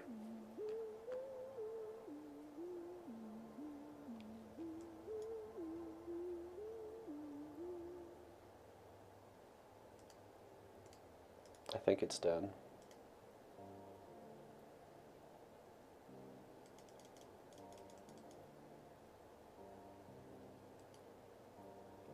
Mostly because it starts to provide a shield really quickly for the invokes again, which we want.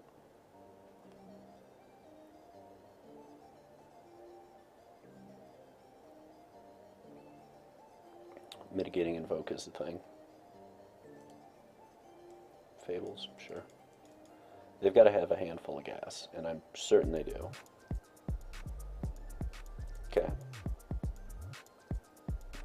Totally fine there.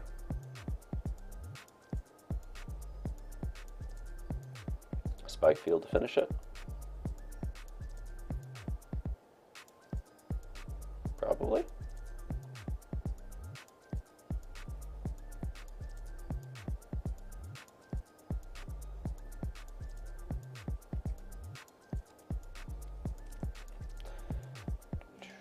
There's the Molten Impact. Alright.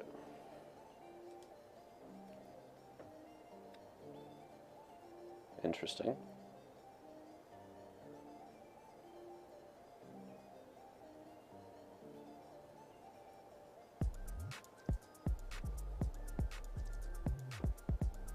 interesting.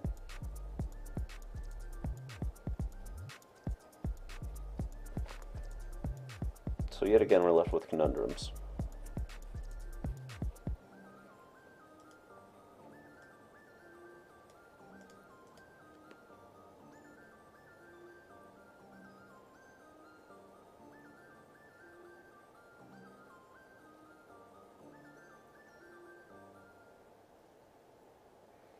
This feels like a Sorin plus Den Smack scenario. But let's see what we get off the Sorin.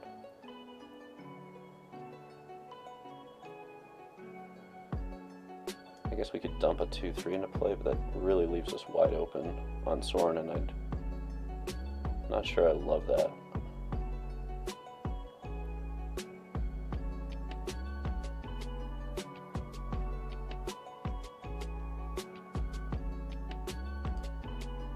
Then again, we can just make him kill everything, right?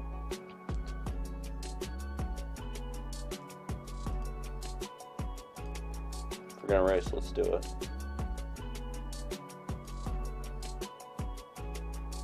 They still have to kill Sorin, and we're knocking down the door fast.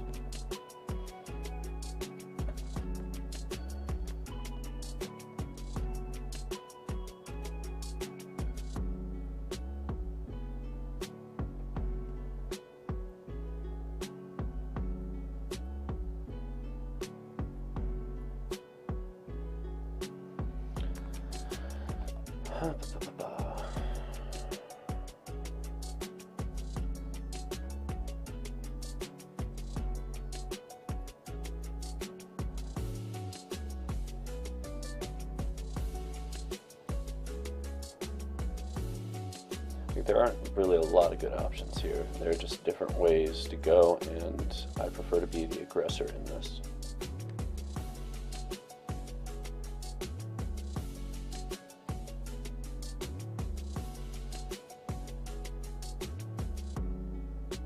Okay, we're doing about the same on time. That's fine.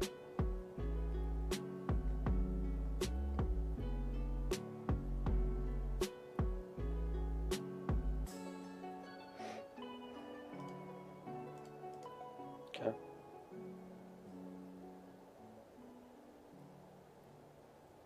Okay. Okay.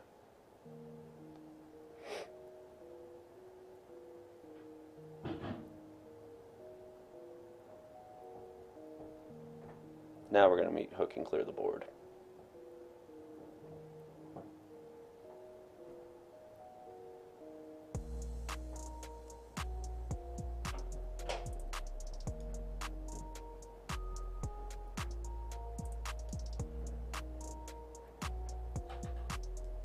Yep, you stay on top.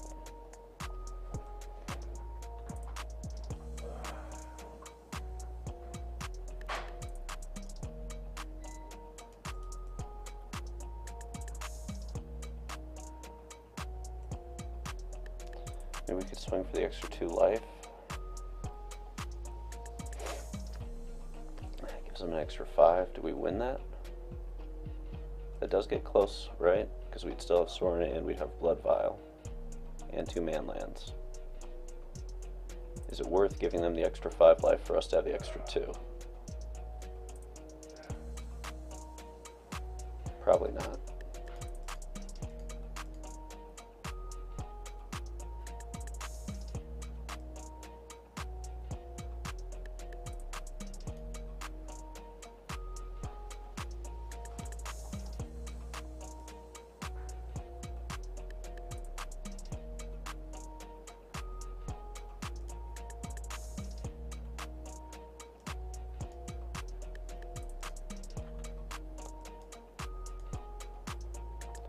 We're out of timeouts and out of time.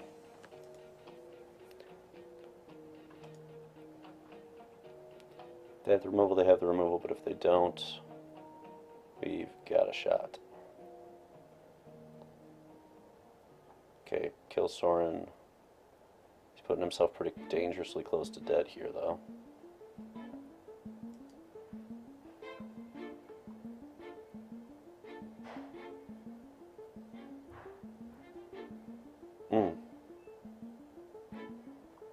Spicy. Alright.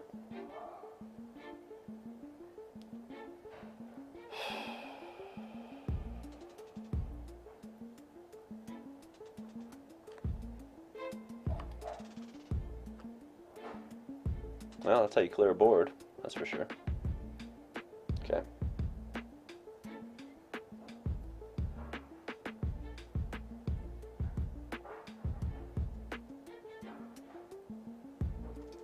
How about an adversary off the top? Does that even do anything? Does a little. Yeah, we'll take that though. That seemed fine.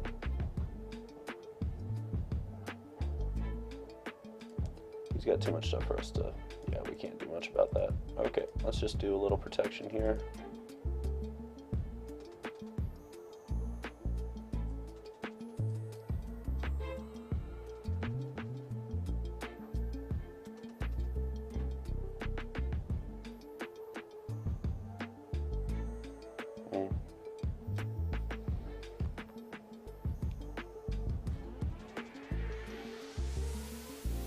Oh, that was an error. Oops. That one's going to cost us gang. That one's going to... Oh, it didn't matter. He had it then. A mistake that was potentially an issue, but then he had the Hagra, so not an issue at all. Let's move to game 2, huh?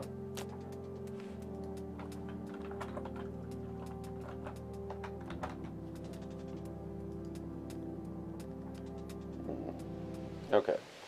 Army in a can, always good. Valky, always good. Route reunions, still good.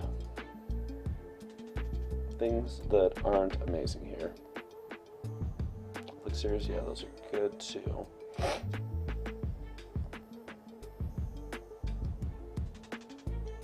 Six cards to cut. My guess is Nighthawk Scavenger comes up pretty high on that list. But I'm not 100%. These seem pretty rough.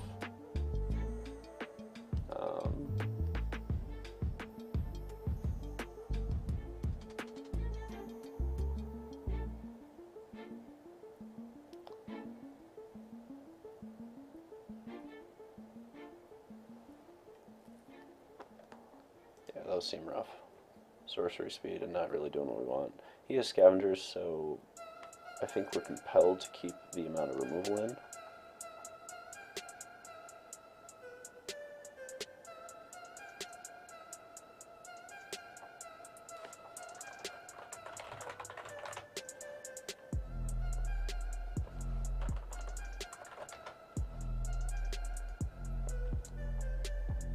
Alright, so we can burn down the house, or we can lose Sorens. Hey.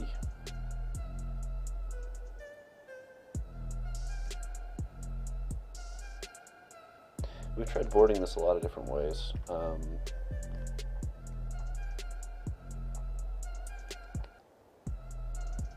We'll cut one meat hook as well. One seems fine for this kind of matchup. The last card is probably just going to be...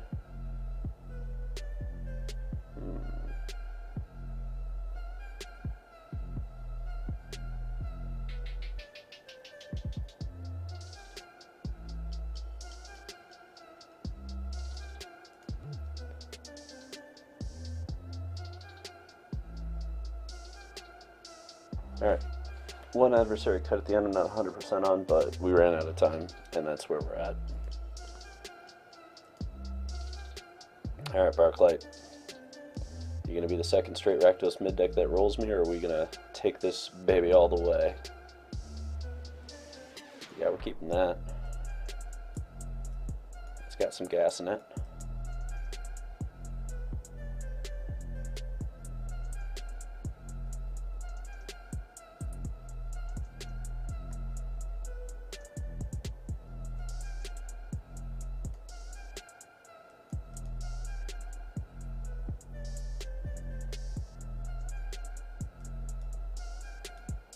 How about a 2 for 2?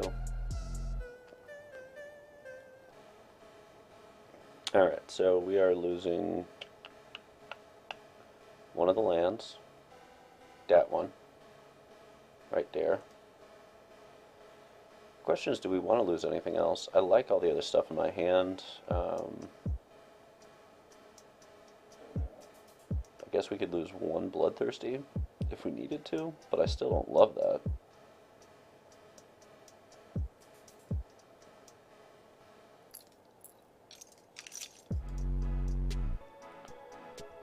We'll stay on the straight and narrow here with the straight 2 for 2.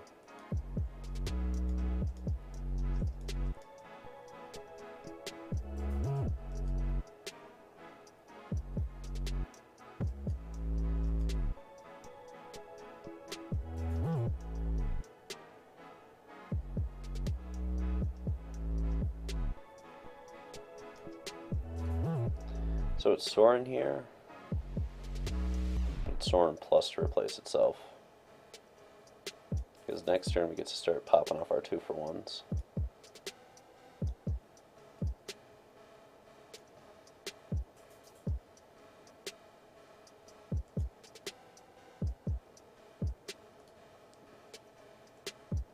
Yep. Right now we're just trying to get to Tybalt. Tybalt's the end game. You get Tybalt, you stick Tybalt, you win this game.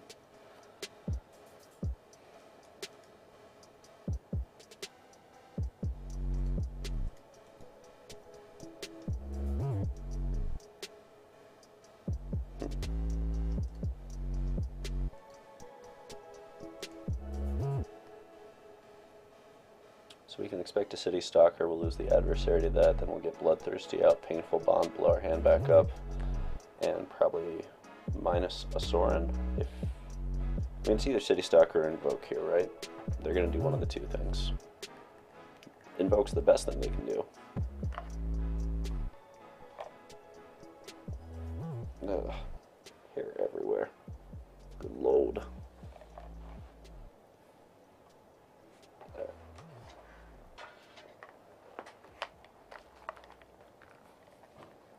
They're smacking at that. They don't have the Invoke.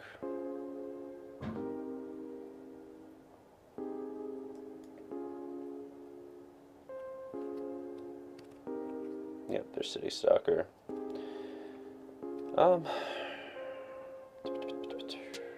Yeah. We need to be Painful Bondsing. They're about to get the soft lock going. Like, we have to find a solution real quick.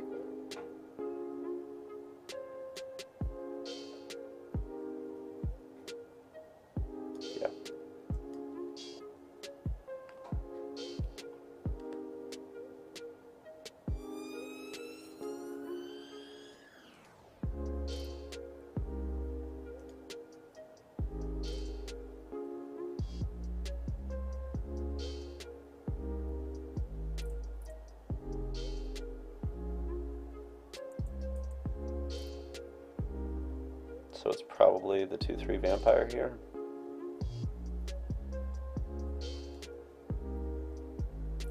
That way you can't blow out with Invoke.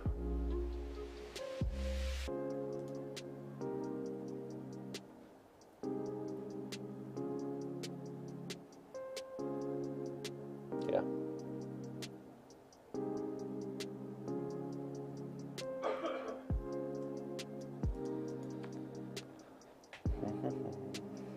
Alright, so we need to find a solution to City Stalker right freaking meow.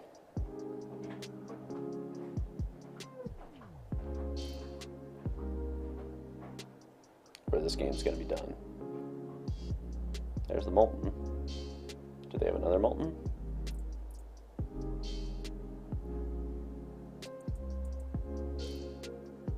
Interesting.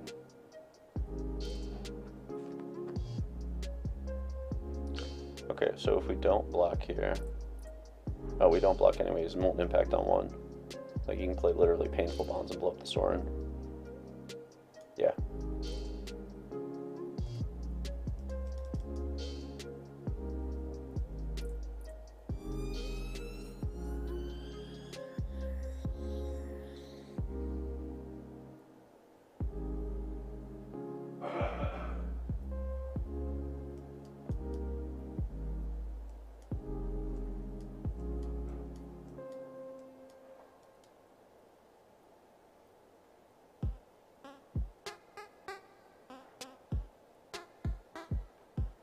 pressure.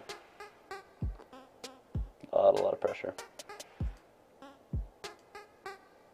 There's the braid. Boy, we're good at this game.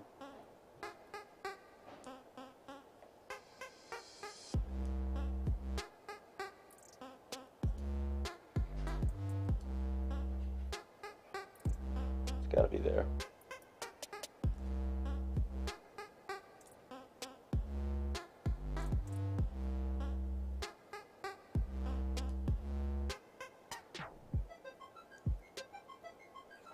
Okay, that's not going to block worth a damn.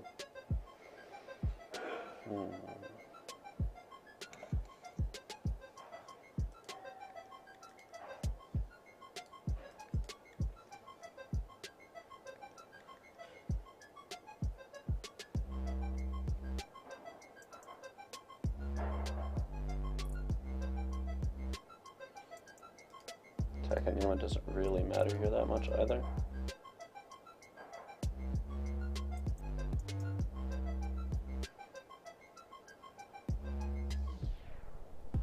But we might need Tachypnema to get the Tybalt back.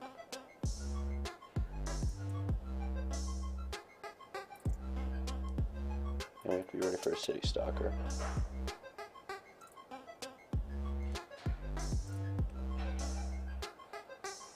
Reasonable, reasonable. Right, let's get the life.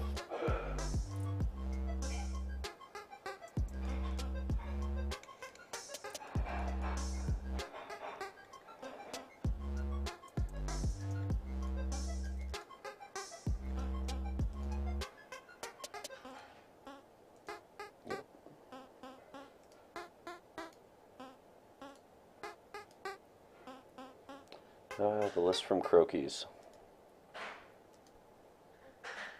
Pain in the ass.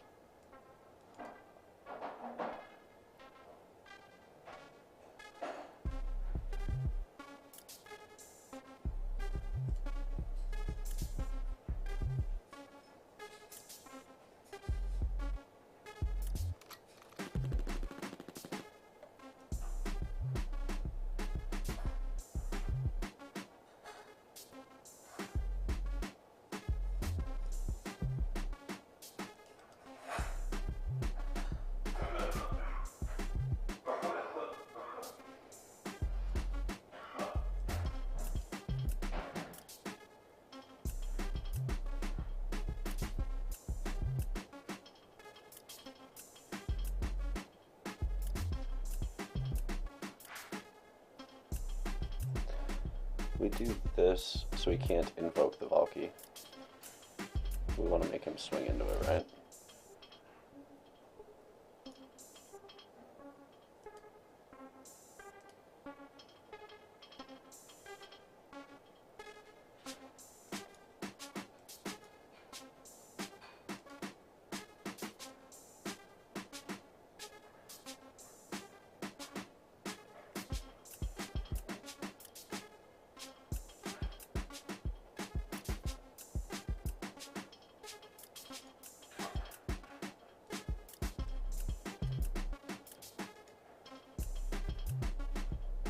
Wish these could block.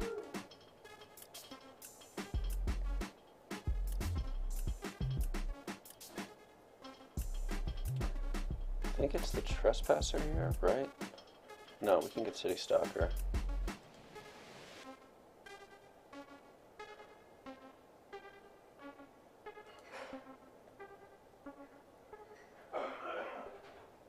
If we do this, it eats up other stuff.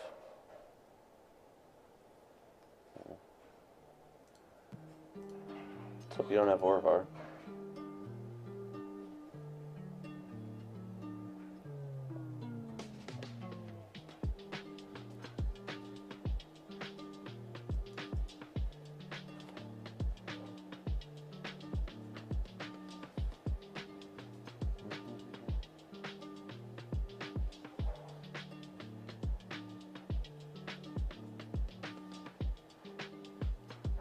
Okay.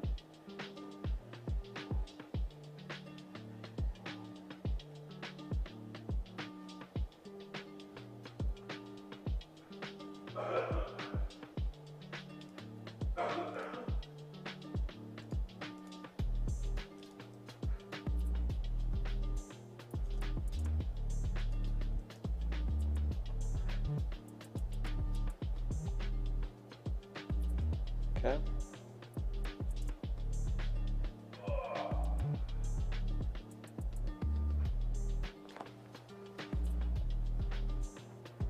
As much as I want Tybalt back, I don't think we have time for it. I think what we're doing here is a Purveyor and a City Stalker.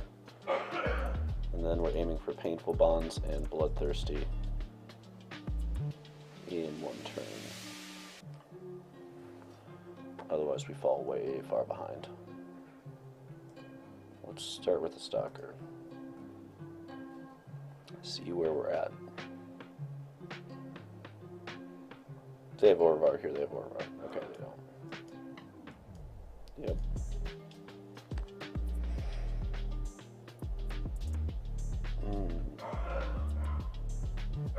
Still not ideal. Graveyard Trespasser does some serious work when you're not scared of Orvar on the other side. Oh, wow. Okay.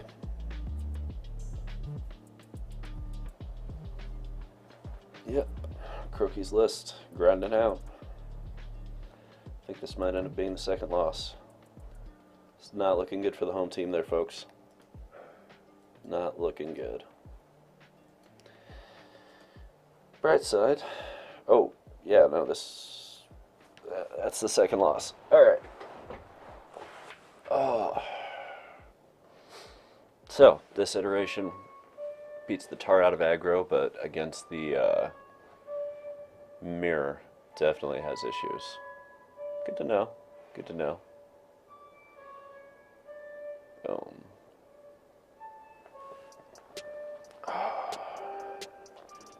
Yeah, I don't think this can beat Croaky's List, but it should be able to beat aggro. So here's the question, chat.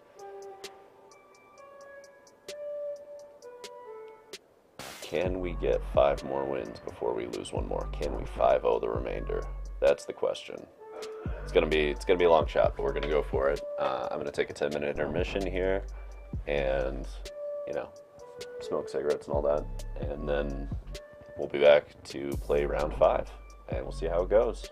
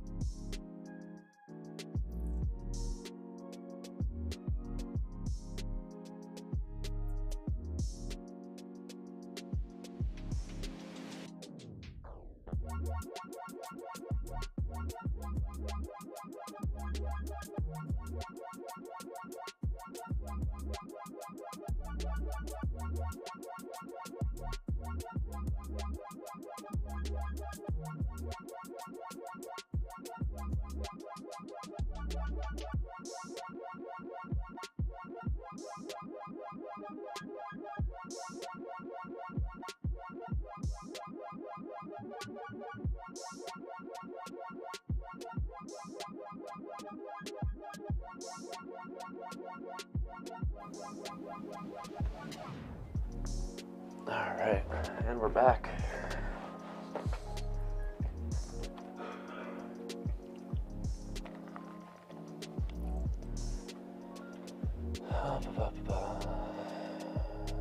Let's see.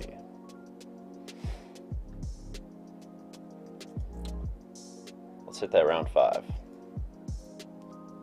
See how we do, huh?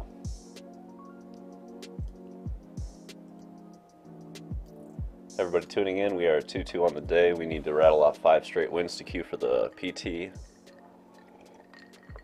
4 straight wins gets us into day 2 of the next one. And here we go. Peter Howe. Just popping your name out. All right. All right, Peter. Let's see what you're up to. Flip this on over.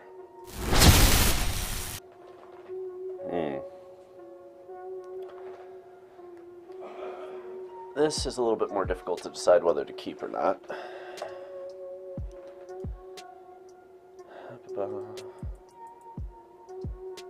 Yep. Let's see. We've got the Painful Bond though.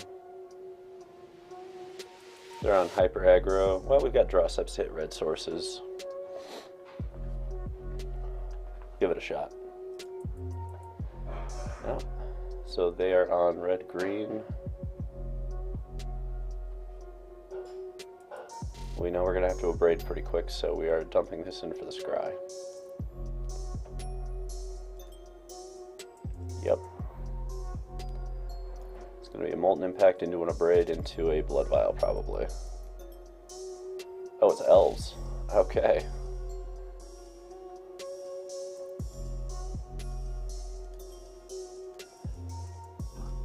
Well, guys, an elf deck made day 2. I didn't expect it, but I love to see it. Win or lose, this is at least a cool deck.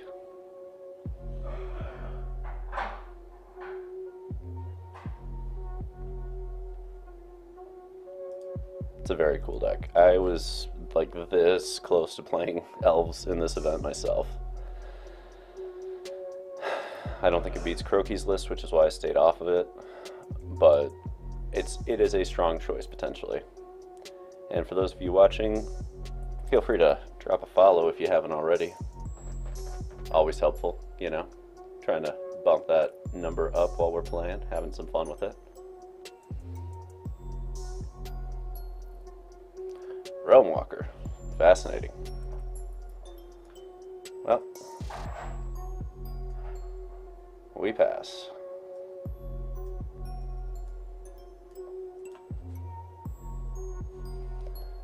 Realm Walkers in the main. What a life.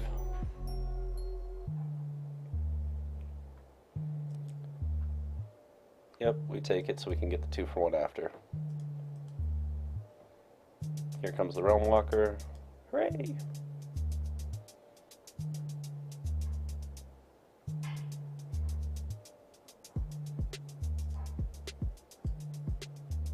Let him get that scry done.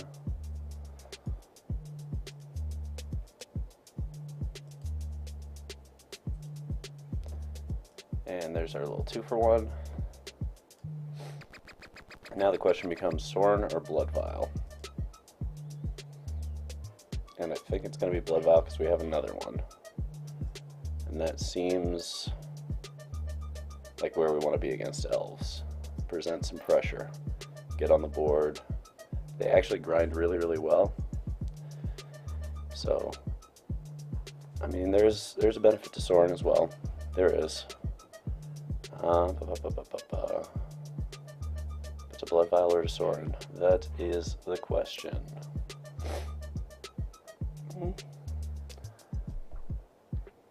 Let's get online here. Right? God, moments in the tournament that always come down to this.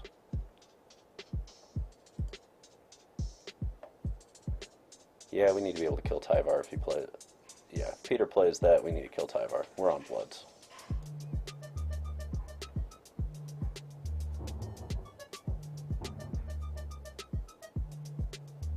And even if they don't, let's see. Sure.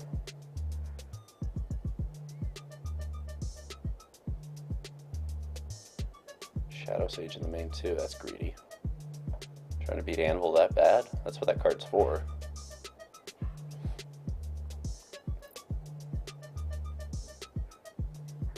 Okay.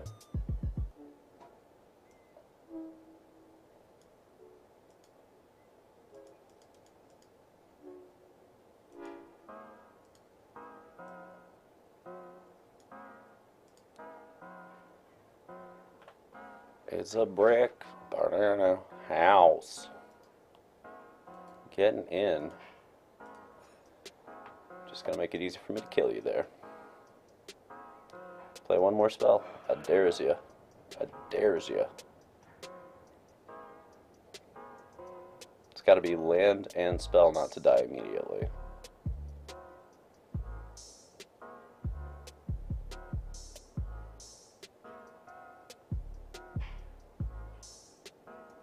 Yep. That's the turn they want to explode with the War Masters.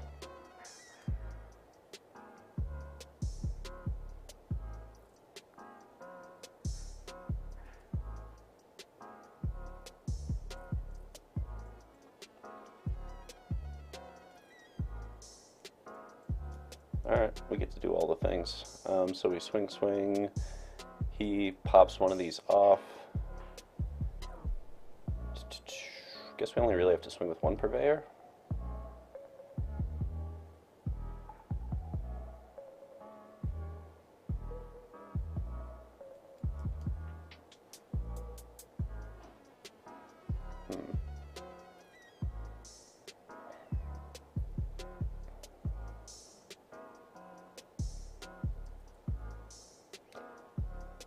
Yeah.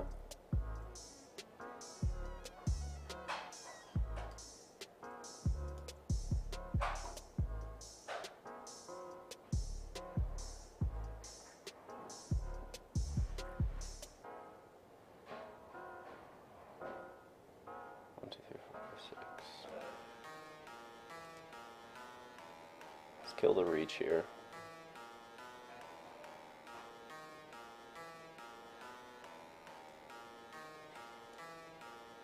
Well, first let's see if they tap it.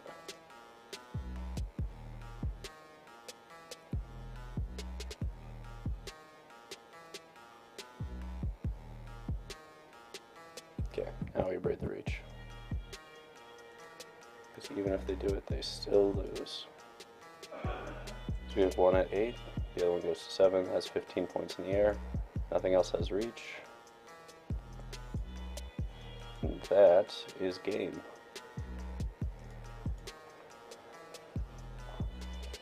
Alright, game 2. I like burning down the house. We like culling. And we do like burning hands. What don't we like? We don't like Tainted here. Doesn't do much. Valky's a little slow. Soul's pretty slow. Swords are pretty slow.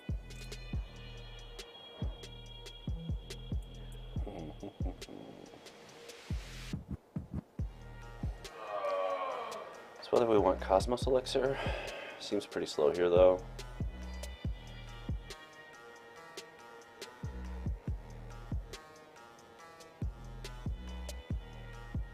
Seems pretty slow.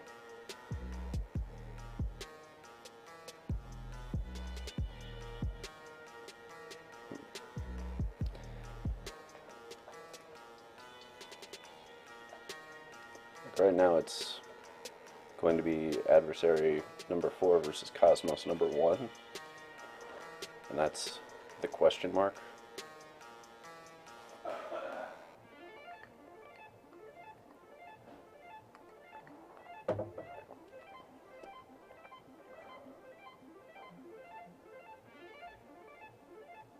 Alright, let's try something weird. If it doesn't work, we'll flip it on game 3.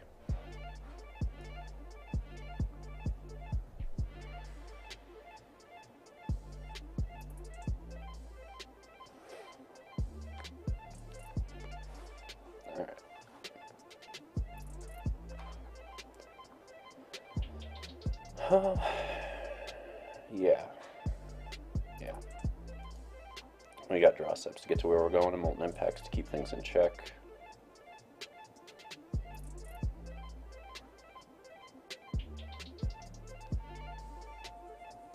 Yeah.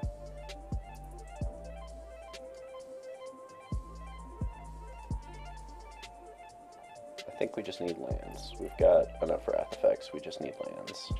We've got the removal.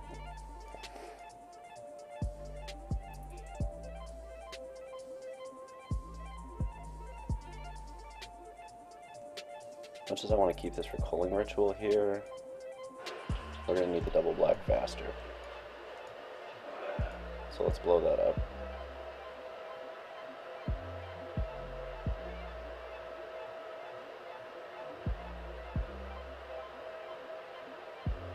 Man, not seeing a land there. Rough.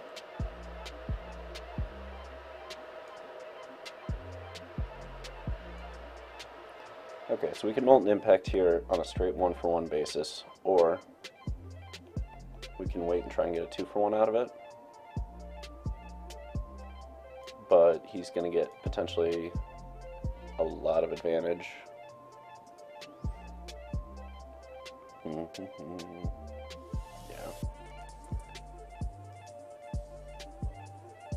Means we have a nice big 3 on that one, which is nice. We need a land, badly, off the top, right meow. Oh boy, do we need a land. Come on now. One time, untapped, untapped, untapped, not quite. Okay. Well, we still gotta do this, otherwise things start to explode. Wasn't the land we were hoping for the meat hook turnaround, but we've still got a okay board position here. Is it that, or is it just meat hook for 1? Might just be a meat hook for 1 here.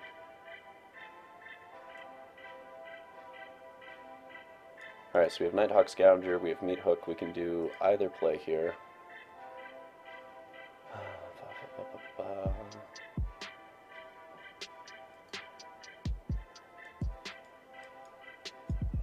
I mean, meat hook wipes the board, gets us back to 20. And the emphasis is on them. Nighthawk potentially just hits a removal spell, right? We still have a wrath effect sitting back.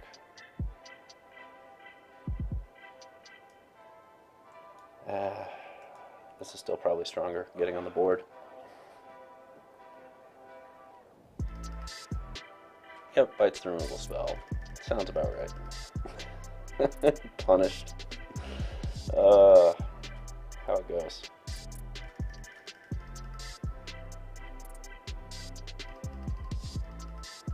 There's the wrong land, but we will meet hook for 1.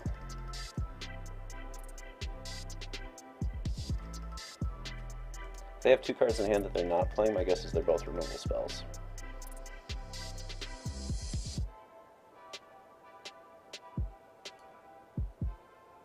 Okay, so we're going to go on Cosmos Elixir here. Because I'm guessing these are both removal spells.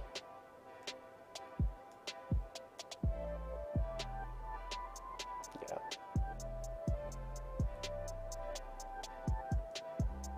Don't need that.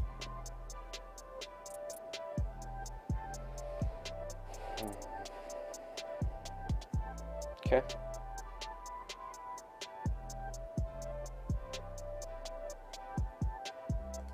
Don't we have a Molten sitting in here? Yeah, we do.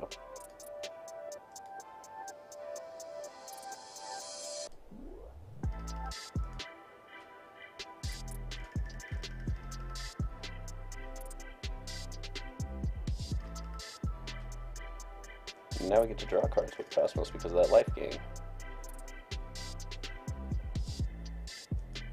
Feel pretty good about this game, chat. Feel pretty good about it. There we go.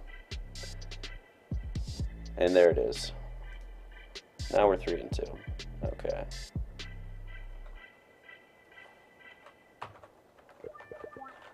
And that is why I didn't run elves.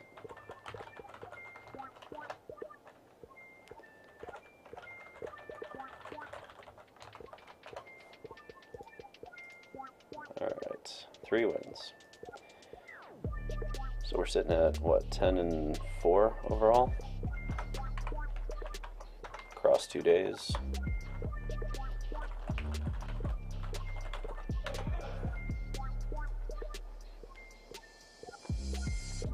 Does the store have some fun art for me to look at for a second? Just taking a quick moment between matches, resetting. Oh, spicy art. Not good enough though. Moving on, right? Nothing hiding back here. Ooh, that is a spicy Tyvar. You know what? Treat yourself. Treat yourself. That deck is too much fun not to play at some point. Alright, let's get back to it. Qualifier weekend. 3 wins, 2 losses. Got to hit a quick 4-0 to get to the Pro Tour. Or Mythic Championship, whatever you want to call it.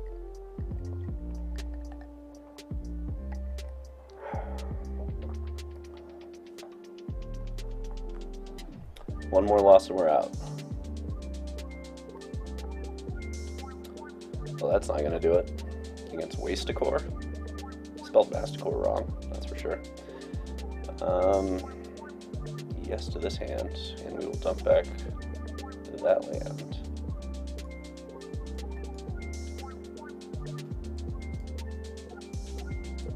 Aggro again. Okay.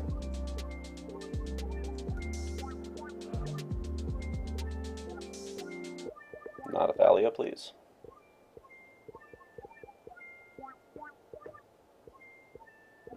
There's the Thalia. That hurts. That hurts. Deep, deep in my soul. No Adeline then, please.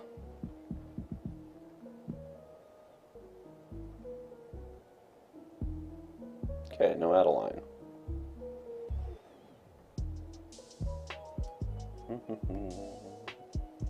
Elite Spellbinder? No, Luminarch. Okay.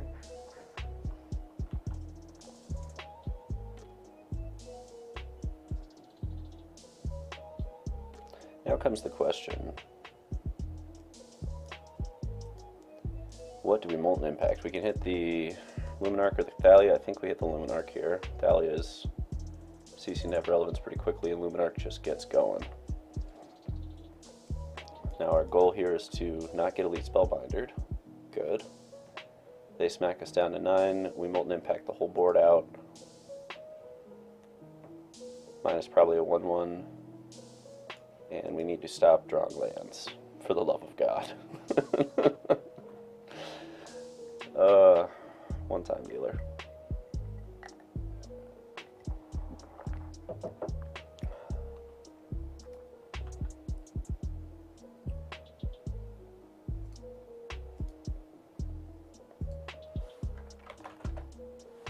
To friends, heart you.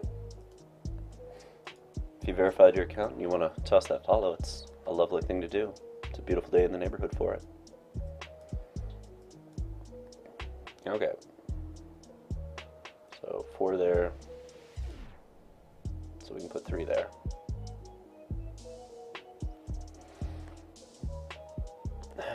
And now it's on Nighthawk Scavenger to pull its weight. Okay. Not actually that relevant. We'll just cast the 5-drop one. Pick a card, any card.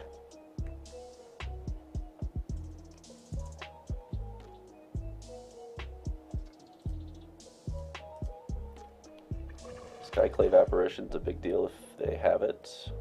Ooh. Well, now we're playing Adversary and Nighthawk.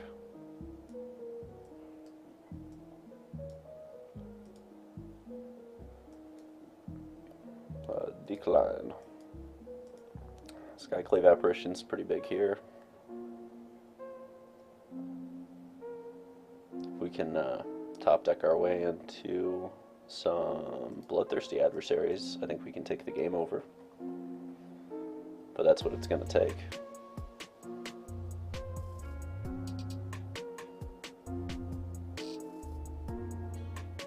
They've clearly got a lot of gas. Brutal Cathar. Oofta.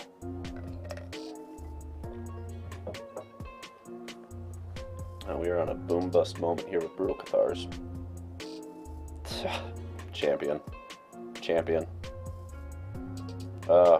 Beautiful. Rewarded so heavily, and you just love to see it. So we hit here, so we can put the other one there. And then we are smacking for 3 and leaving back the other one. Or are we hitting it all the way? No, we're hitting for 3. We can't afford to lose life on a Skyclave play. We're at 5. Alright, let's do that again. Toss me another one. Do it again. Inquisitor Captain, incoming in 3, 2, 1. Unless they're Wandering Emperor, which I'm actually super fine with that scenario.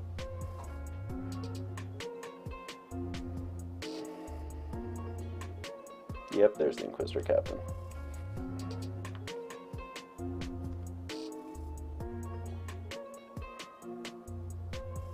Oh, wow. Okay.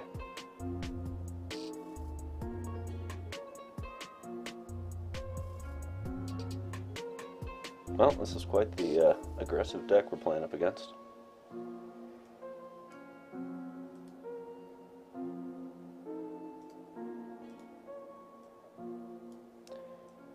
Still keeping back the Takenuma, just in case we have to trades. Because we're probably going to have to trades here.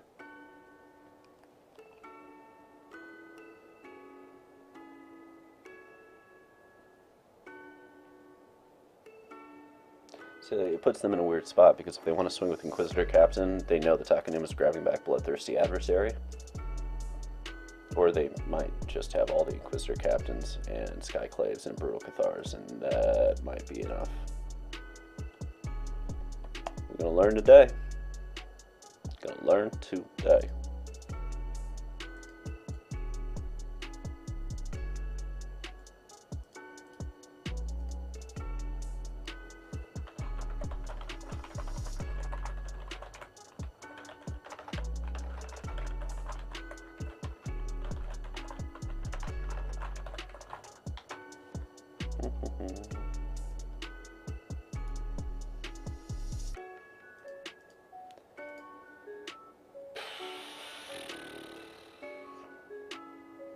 Friends, thanks for following. Heart you. Can't exile that land.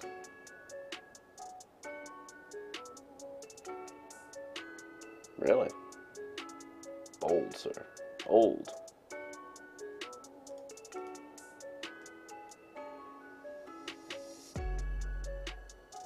Sometimes you top deck well. It's pretty spicy when it happens. Okay, so we need to hit the Brutal Cathar with this and redirect the other part to Inquisitor Captain. That seems correct.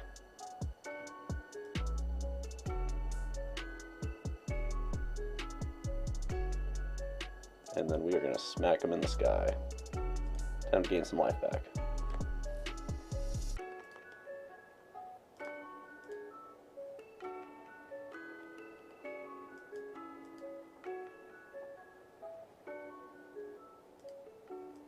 Got good targets for this Takenuma. You know, I've literally played at least 100 games with this card and pretty much never gotten to channel it. So this is kind of spicy. Okay, a lot of hopeful initiates. There it is.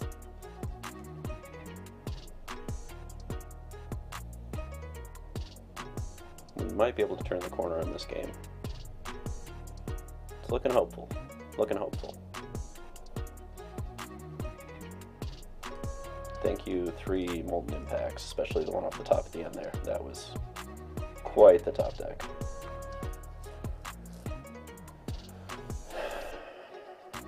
put it wherever you want, no matter where you put it. Yeah. Yes. Channel.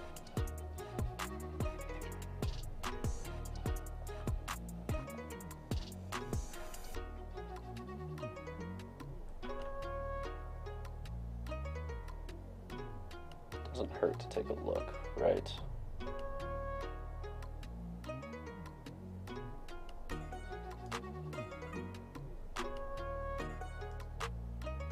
You to the bottom. Alright, we're both about into top deck mode here.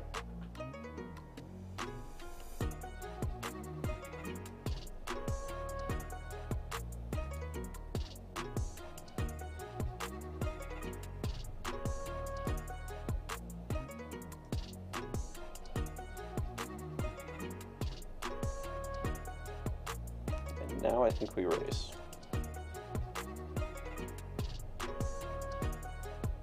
Not with you though, with you. Yeah. We don't want to get the 1 for 2s. We want the 2 for 1s.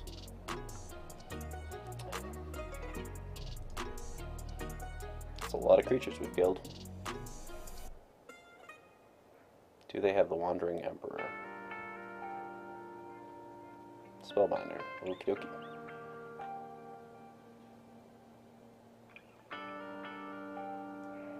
Man, we're good at top decking. Out you go.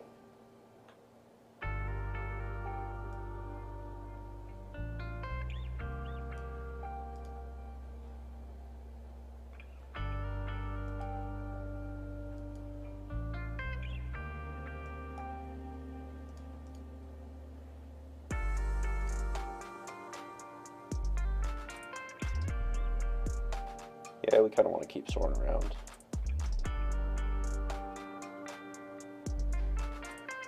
I mean, we can smack them both, but let's put them on a quick clock. Okay. It's a slightly riskier line, but it's a quick clock this way, and I think that's where we want to be.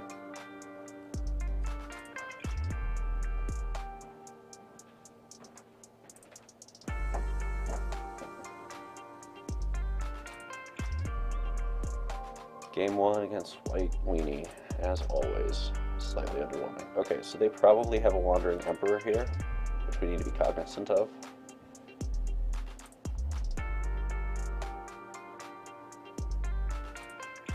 But at the same time, like, we're going to kill it on the crackback, and we're keeping Soren, and we've got Hive. So I'm pretty okay with this line. Okay, never mind. Alright, we move to the board. Ugh.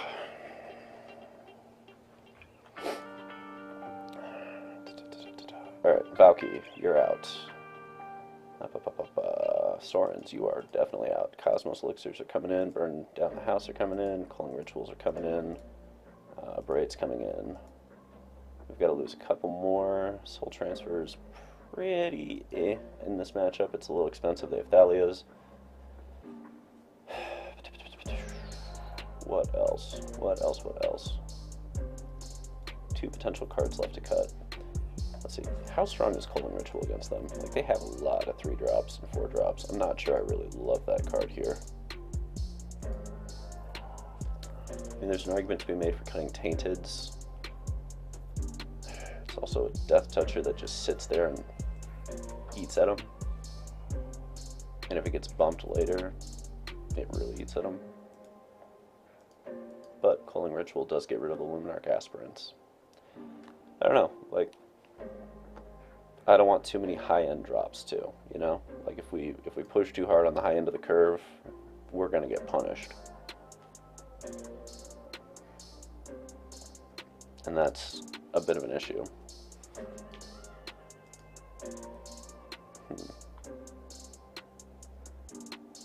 Okay, so things that are clearly staying: Nighthawks, Blood Vials, the one Hagra, Burn Down the Houses, Meat Hooks, Blood Chiefs, Painful Bonds, Abrades, Bloodthirsties, and Molten Impact. So the question is, Tainted Adversary, Culling Ritual, and Cosmos. We have to lose 2 out of those 6. We have 30 seconds to decide. Given that we are Come on, let's try the Culling Rituals. Let's see if it's gonna make a difference. I don't super love it, so we're gonna do a 1-1 split because I'm me. Alright, Waste of Core. It's either gonna be your tournament or it's gonna be mine. Let's do it. What do we got? Well, that's a obvious keep, right? That's more like it. I'm dumping out the Cosmos Elixir here. I just want to blow up their crap and get Nighthawk going. This is a little bit too early to see it.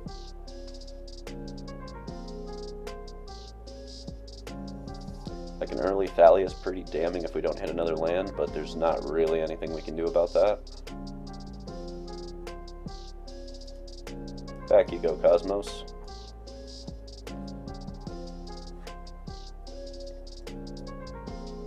Alright, don't be a Thalia. Don't be that person. Nobody likes that person. Don't be that person. Perfect. Okay. If they had a Thalia, they would have played it. So we want a Molten Impact here, so on a painful bond scenario, we're good. I mean, if they go Elite Spellbinder, they take the bond. That's pretty rough. That's pretty rough.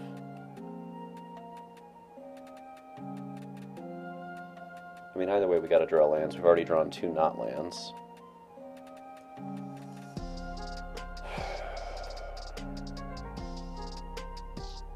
Impact versus bond. If we take the 2 points and be fine, I mean, if they get Adeline online, that's a huge problem too. But yeah, we can't miss land drops, so we've got a painful bond. Especially if they go Elite Spellbinder here, which they seem like the type of person to have that. I would wager they have it.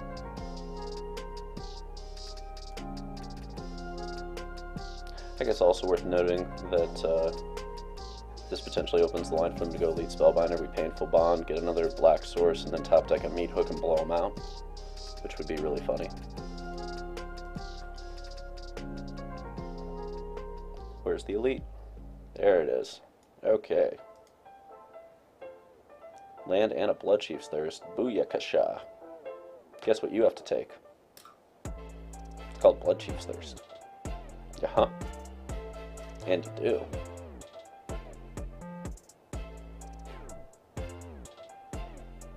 You like the triple Molten Impact there, buddy?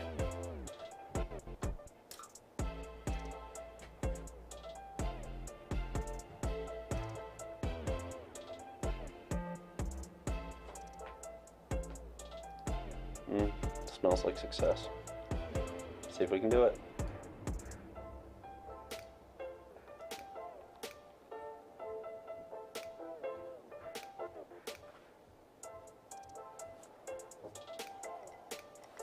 Bloodthirsty adversary. Alright, playing for the late game.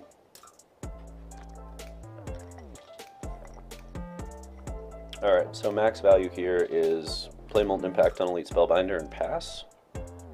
If we Bloodchief Thirst also, then we're wasting the 3 off of the Molten Impact. And then I guess we could do Bloodchief into Molten Impact and just hit it that way. Yeah.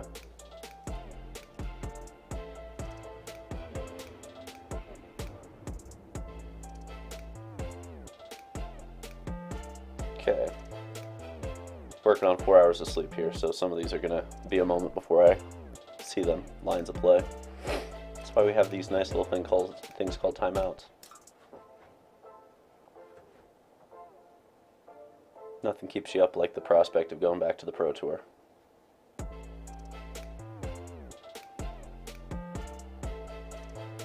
Okay, so that's getting a Nighthawk Scavenger, right? Gotta be, yeah.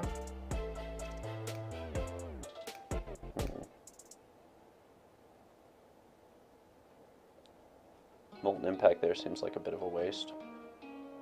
So do we have to let him smack us? Because if he goes land into Faceless Haven, that's a problem. Even if it is a 3-3 now instead of a 4-3. don't think we want to dump the Takenuma yet. We might need that later to recur these. It was pretty critical last game.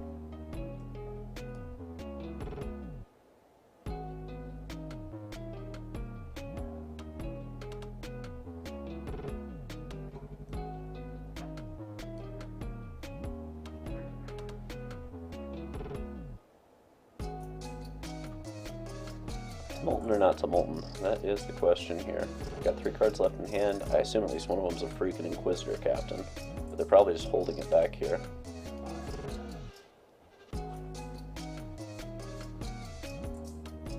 But we really can't afford to lose the life by not doing this right.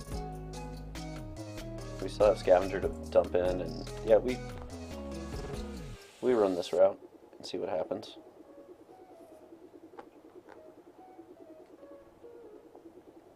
Force him to commit some resources.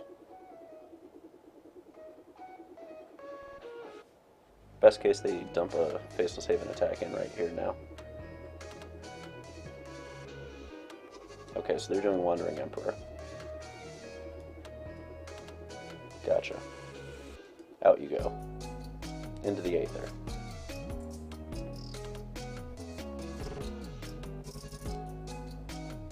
End of turn, Wandering Emperor.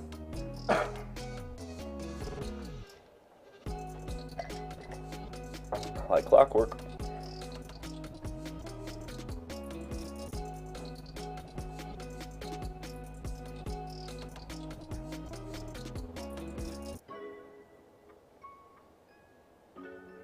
Still a very tight game. If we keep making land drops, we get eventually the 2-for-1. We need, what, 2 more lands? 2 more lands for that. I don't know, the whole deck is basically live at this point, though. Yep. So he pluses that with a first strike counter, or a Faceless Haven if he's smart. We'll see what opponent does.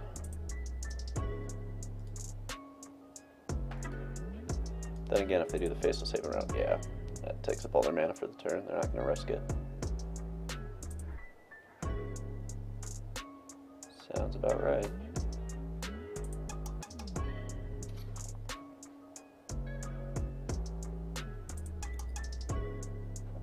We blocked the first striker, right?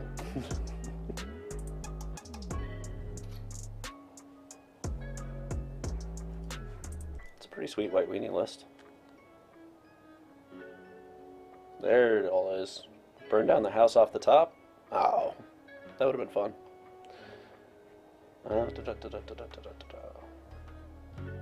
Okay, so what we can do here is we can Molten Impact there, and then a Braid to kill there. Dump in a Hive of the Eye Tyrant and swing for 3. Then they force all their resources back, and if we get another land, we get a Bloodthirsty.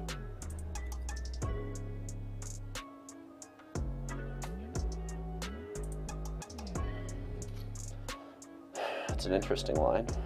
I think it's probably the strongest line. Like, we need to get rid of this, and none of these is going to pump this up high enough to get rid of it.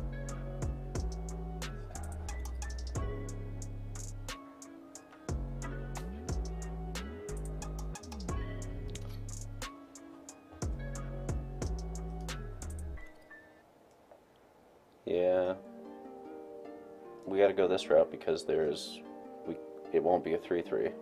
There's no way to make it a 3/3 without killing the Wandering Emperor first. He's already got creature. Yeah, they've already got creatures. Okay.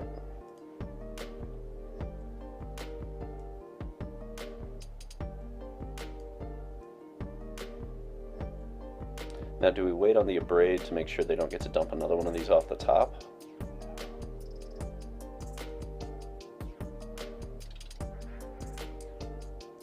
I don't know if they have a different, like, safety spell though, so.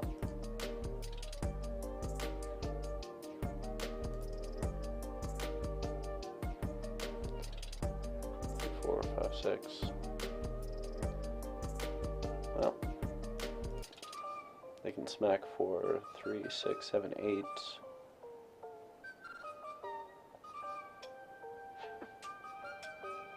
Puts us in an interesting racing position, that's for sure. Top deck's going to be a big deal here. All around.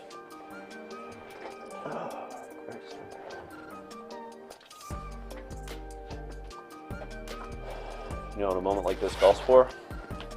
Game face.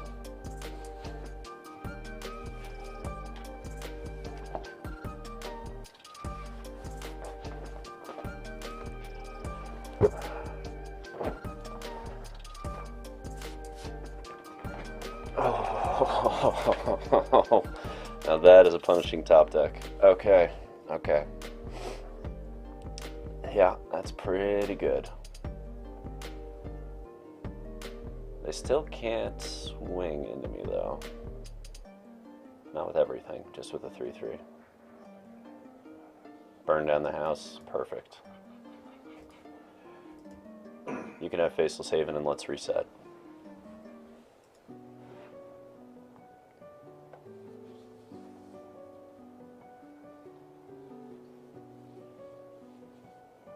That was a pretty sweet top deck, chat. Oh, so was that. So it goes. So it goes. I'd rather have this, though. I'd rather have the spice of both of us just hitting top decks after top decks, back and forth ad infinitum. Like, that's some spice, and I love it.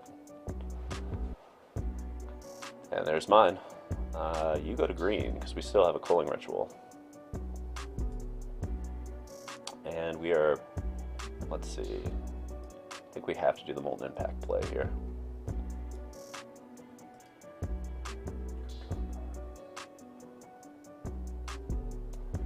Like, there is an argument for Painful Bond, but if we don't Molten Impact, I don't know.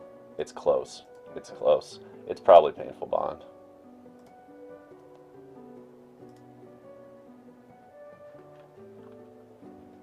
No attack.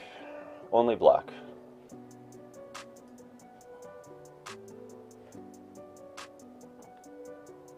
Okay. So, smack, smack. I will block your 2-1. I will absolutely block your 2-1. But you can boast it back to get a 1-1, but we still have our blocker for next turn this way. And you're all out of mana to do this. That's fine.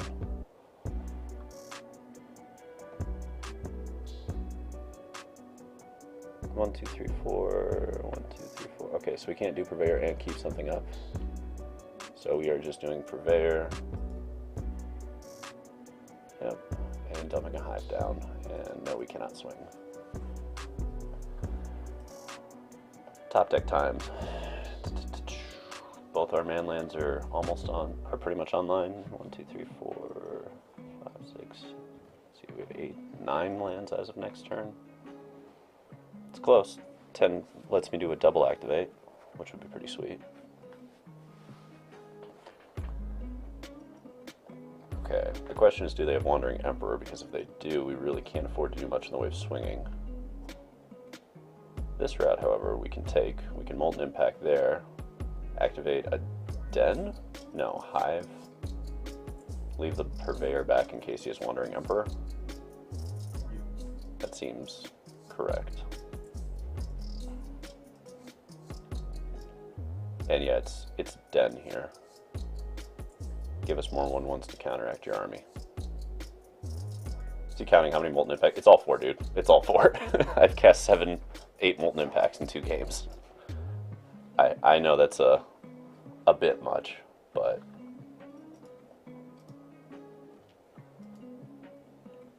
now here's the counterpoint to this. If we swing everything, we are hitting them for what, 11? And if that's not a Wandering Emperor, then that is going to be game. But it's probably not worth the risk yet.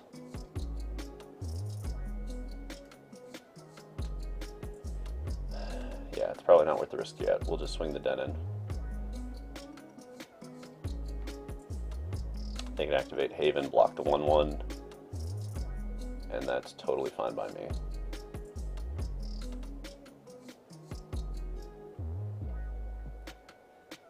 Not controls either, but yep.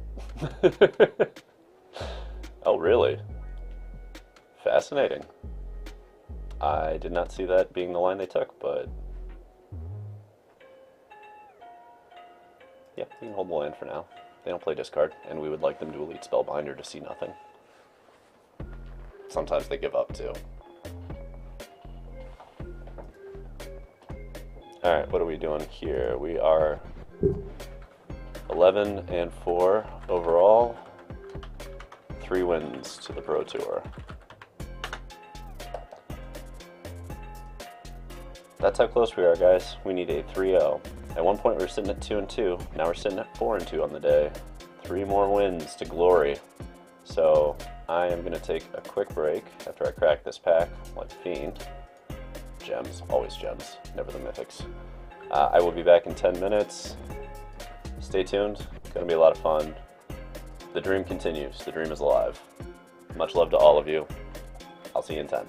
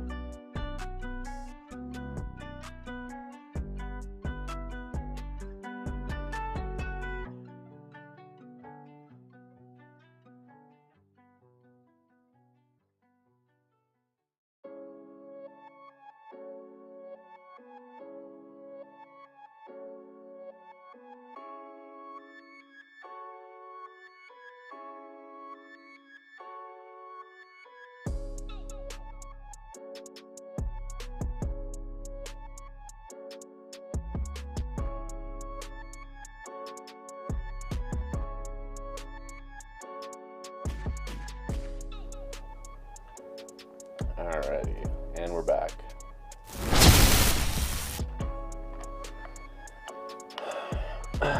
Sitting at 4-2, 3 wins will give us the Pro Tour dream back. It's been a while. Last time we did it, we had to take down Wyatt Darby in the finals of a PTQ long time ago, before he even queued for the Pro Tour and brought the glory back to Iowa. And shout out to Darby on that one. We were all watching when that happened, and I can tell you the room went nuts when you top decked that Glory Bringer, man. We were so stoked. That was such a cool moment. Alrighty. Let's see if we can do this, huh? Everybody in? One-time dealer.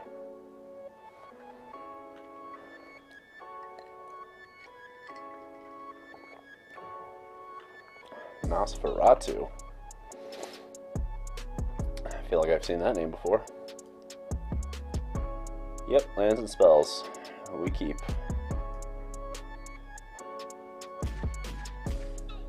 We lead here and push there.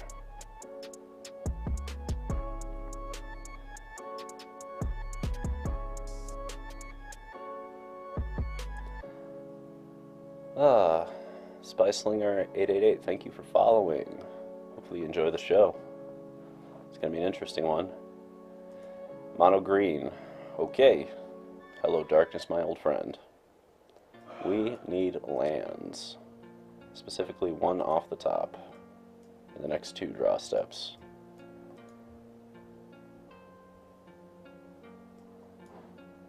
Let's kill that. Alright. Come on, deck. One land, one time. You should have land old growth troll here. There it is. Not a land. Okay. Not where we want to be. Not where we want to be at all.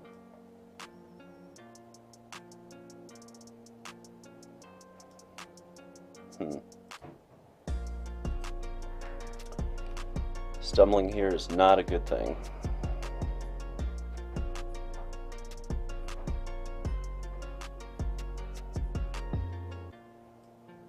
Yeah, we're just passing on this one.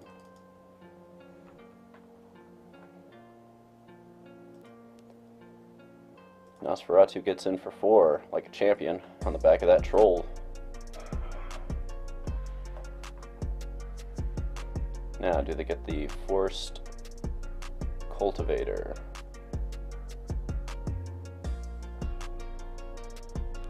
Pack leader, okay. Well, let's blow up that one.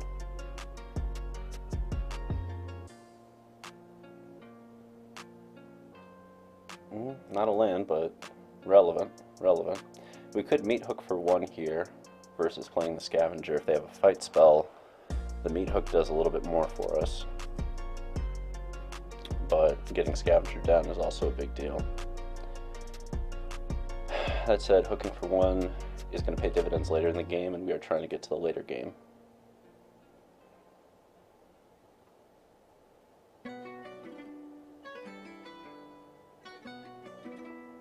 Invoke the Ancients? Yeah, that seems pretty good. Okay, so land, not a land. Oof. So we're going to soul transfer there, take 8, go to 5. It's probably game either way, right?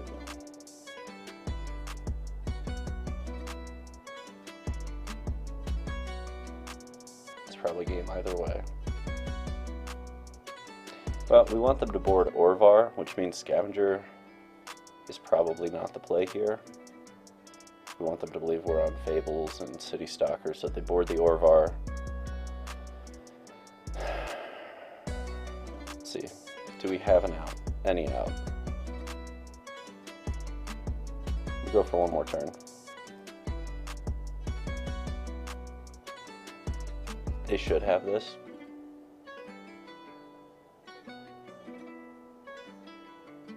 But I want to see one more card. Never hitting the 4th land, not great. The Blood Vial would have done a lot of work for us. Hitting the 5th land would have been also pretty solid.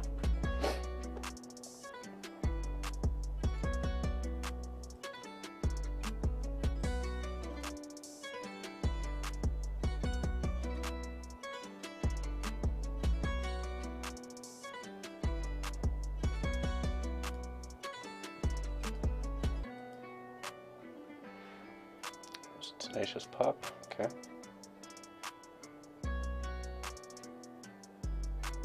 Yep, 3, hit 11.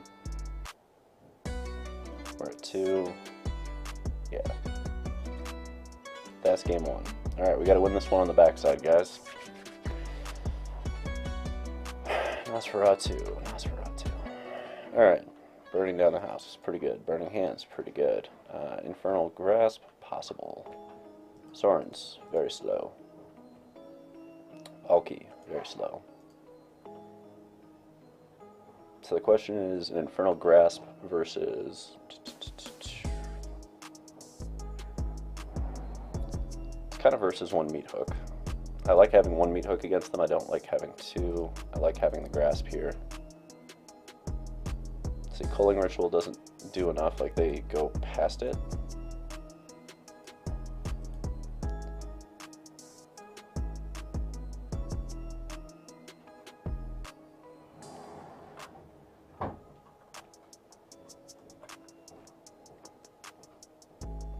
Bloodchief's Thirst still handles most of their deck. Like everything but the Old Growth Troll there. And we need to kill those.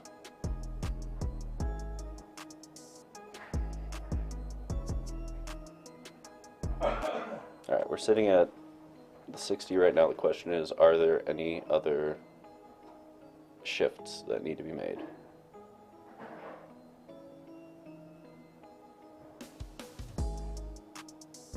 I don't think so.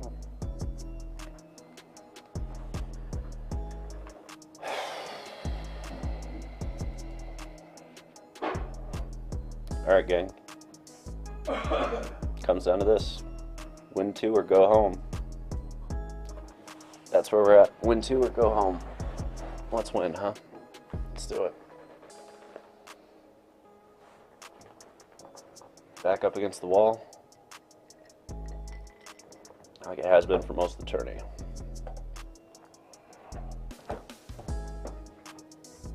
Good removal, spells, lands, yep. We keep here.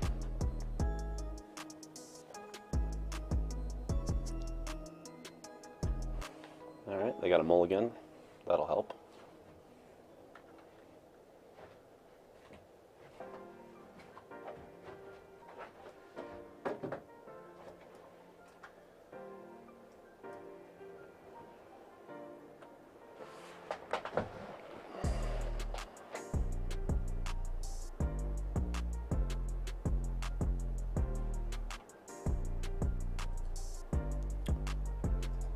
This is why we play the game, though, for moments like this.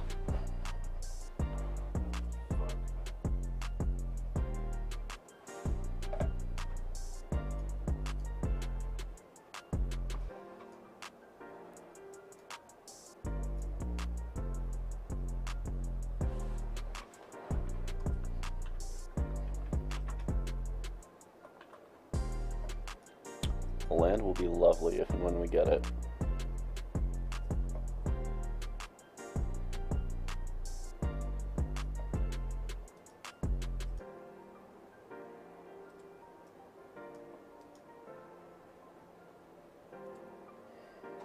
Alright, we didn't hit our 4th land last game, let's hit it this game.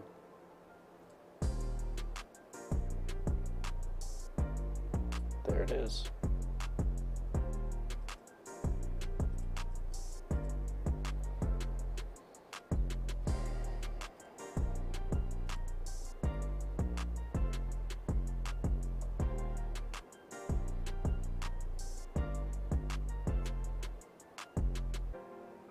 Yep.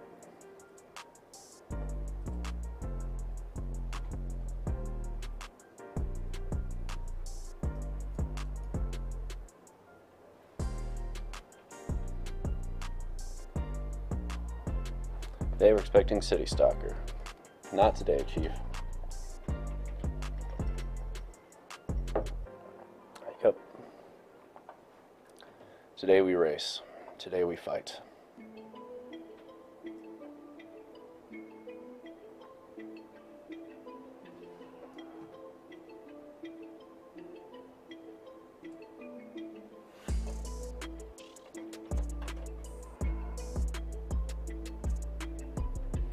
Okay, this will give them another mana. Not going to be super relevant. If they go for Snakeskin, then we Infernal Grasp.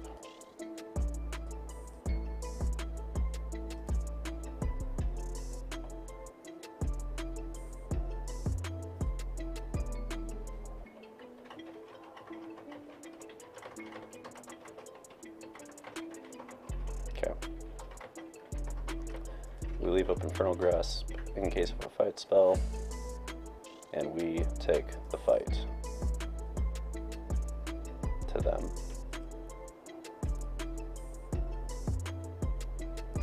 If they invoke, we burn down the house and kill them.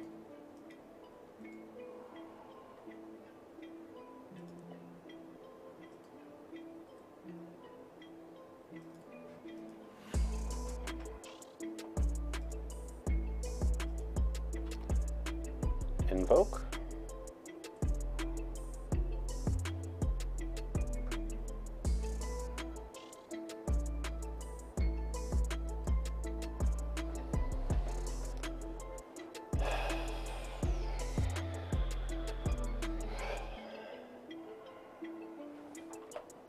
Sure. We'll take 4. We're winning this race still.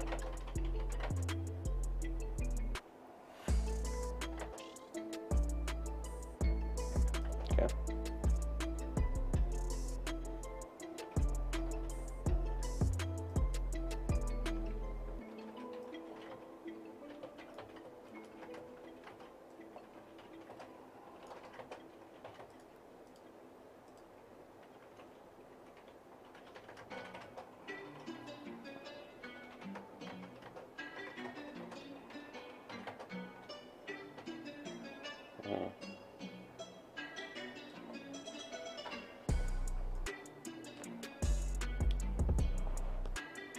Conundrum.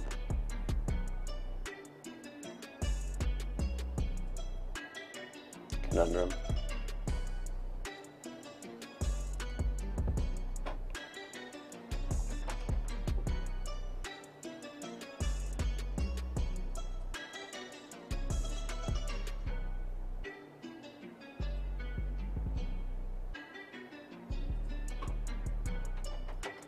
Conundrum here is Inscription, because we could Infernal Grasp in response, but that's not the right play because it leaves us up dead to an Inscription on the Troll, right?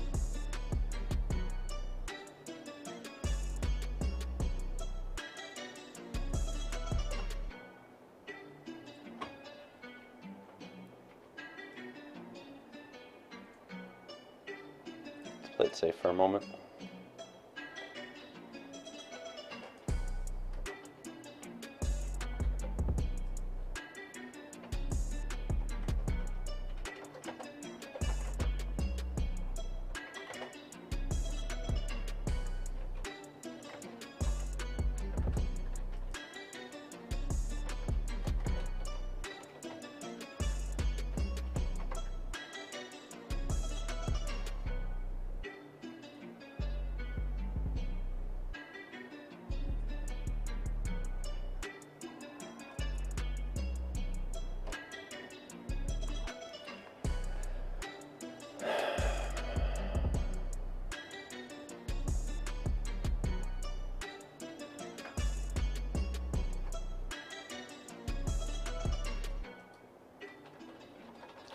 They're tanking, we're tanking. Gonna be an interesting game.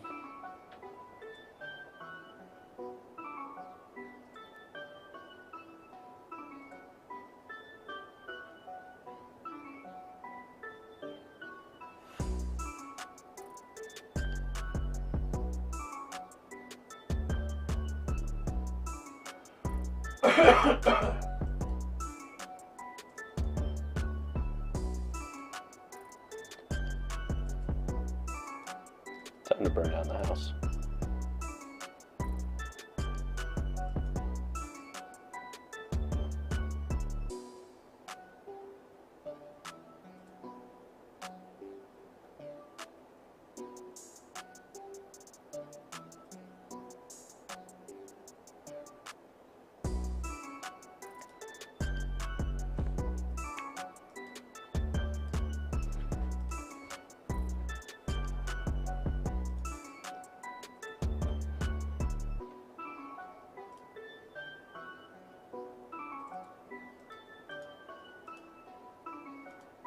Yep.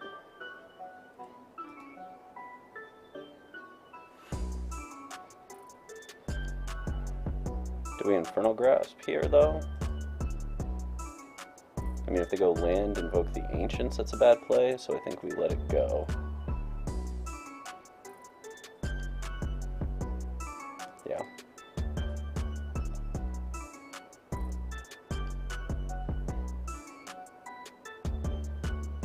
Gotta make sure they can't go land, invoke the Ancients, and blank us.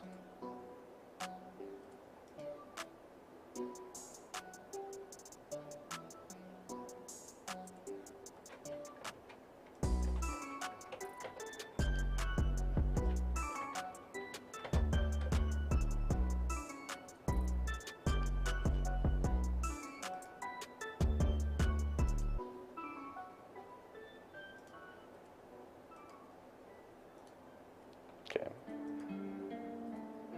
So they're pretty much just out of stuff to do. Now we grasp.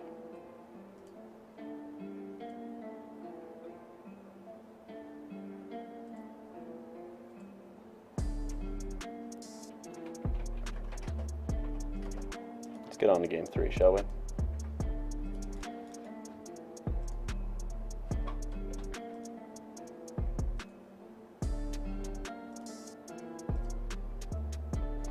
Alright, they're on the play, game 3. One time, dealer. One time.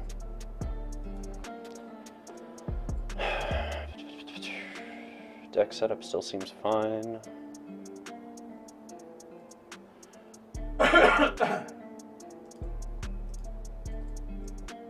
They left in the Jukai Liberator against us, which is a little odd, but that's fine.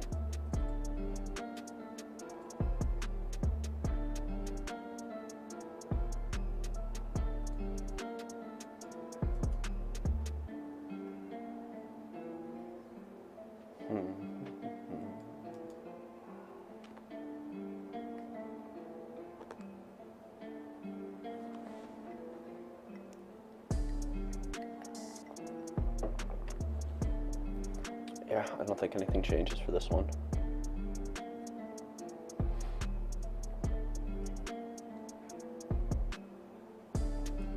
Let's go to game 3. See if we can do it.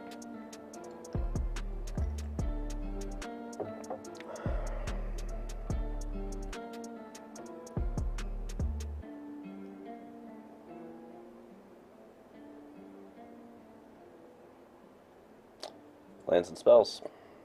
We're keeping that.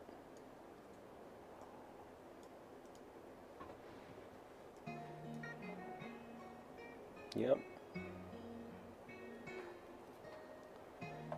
Well, okay, here's the weird question. We could do this. If they're leaving in Jukai Liberators, this stalls it in their hand by getting the Blood Chief here, which is why I think it's worth doing. We need to keep them from getting the tempo, and this is a good way to do that.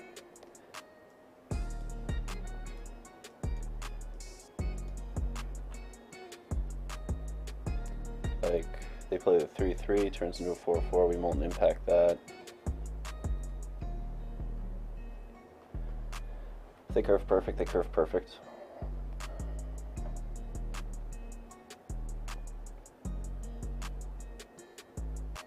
Yep. Prepare to be impacted.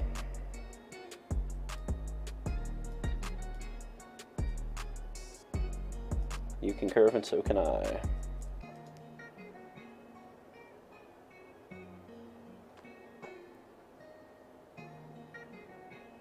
Yep.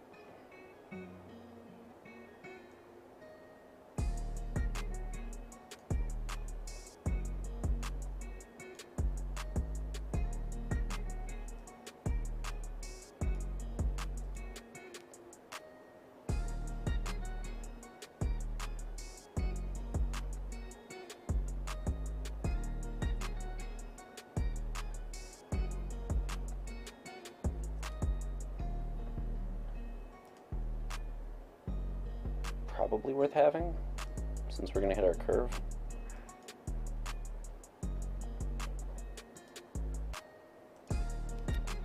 Yeah, I think it's worth having. We're hitting our curve.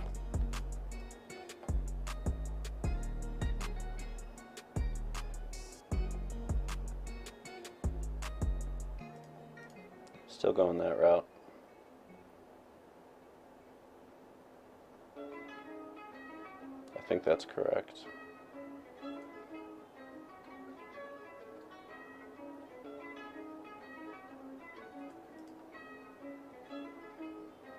If they go land inscription, it's real bad for us, but make them have it. Yeah, make them have it. If they don't and they apply more pressure, we burn down the house.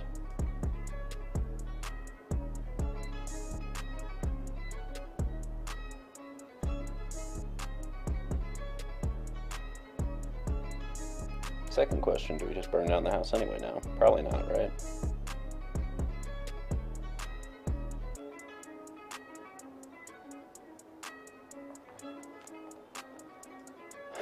Pivotal moment number 3.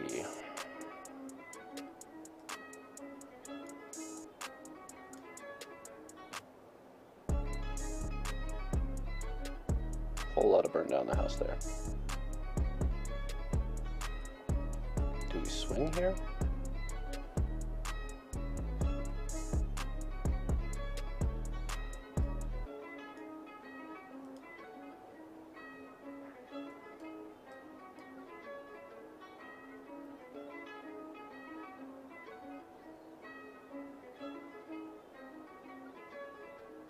Our plan is basically burn down the house for eternity here.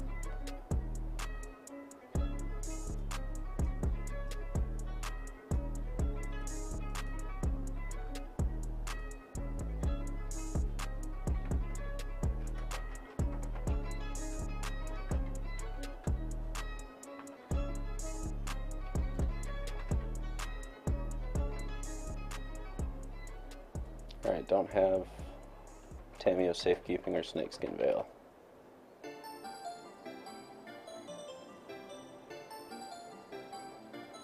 If you don't have either of those, I think I win.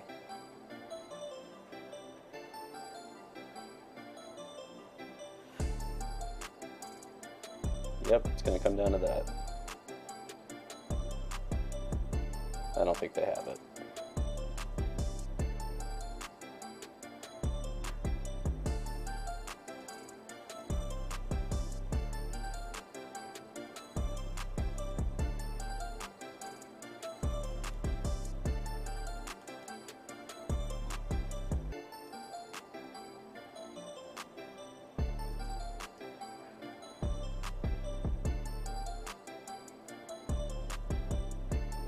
Well, we're representing lethal on board here.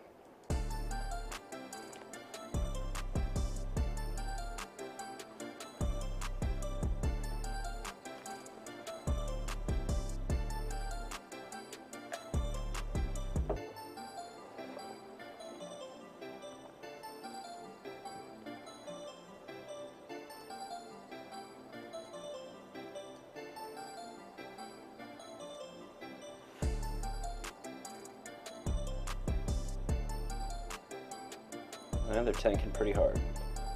What's the play there, Chief?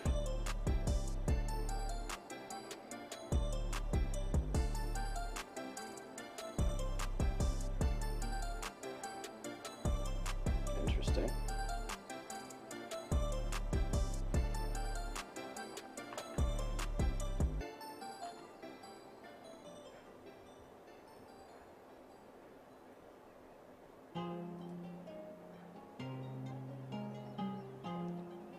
That's pretty good. They can't swing though. So we burn down the house again.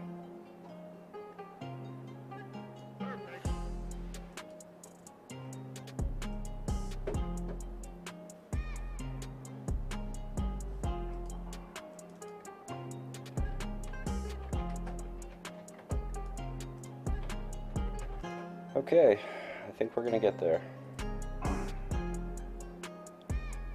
Don't think there's an out for Nosferatu here.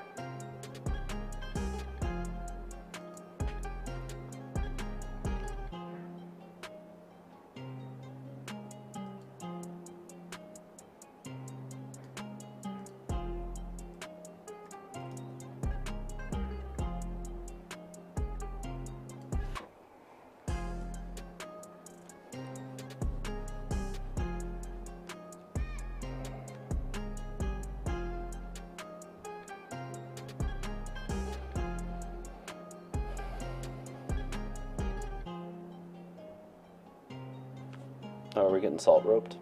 Nope, never mind. Alright, we win. We are 2 wins out of the Pro Tour.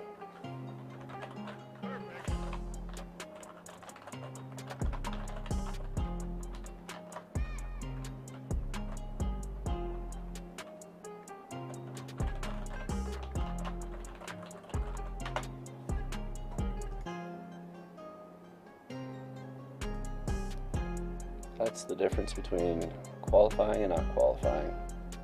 2 wins.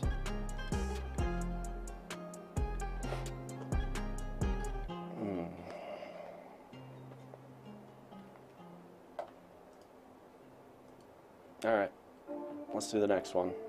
If we get this one, I believe we get to, if we get 1 win, I think we get to day 2 automatically next time. So 1 win would be huge. 2 wins would be even bigger. But it all comes down to this. I'm gonna grab some water real quick. I'll be right back.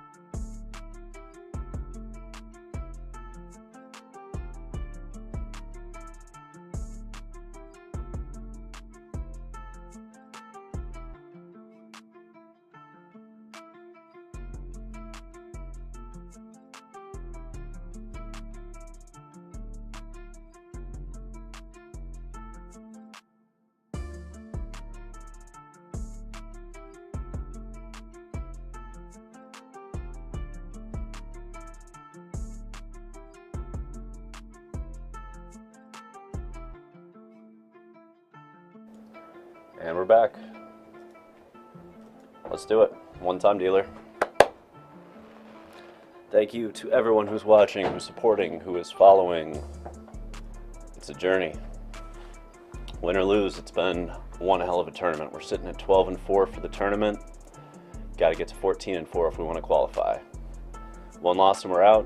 2 wins and we're in. 1 more win and we get to go to day 2 of next month, which makes next month a hell of a lot easier. So, Neo Sai. Okay. They're on the play. You hate to see it, but here's the strict mulligan. And that should be a keep. Let's see. If we're keeping this, we're keeping the Purveyor, we're keeping the Impact. It's whether the Blood Chiefs or the Bloodthirsty goes. It's pretty early in the game. If we're expecting aggro, Bloodthirsty goes, and I think we prep for the aggro start because we've seen a fair amount of that today. And I'd like to make sure we're winning that. Yeah.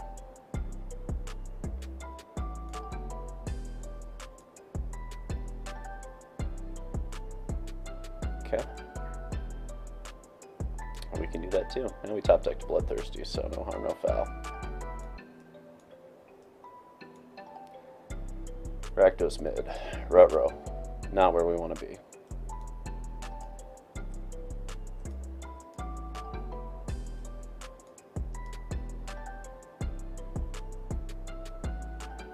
Well, we gotta beat this one time today. Oh, it's Anvil-ish. No, it's the mid with the brushstroke? Okay.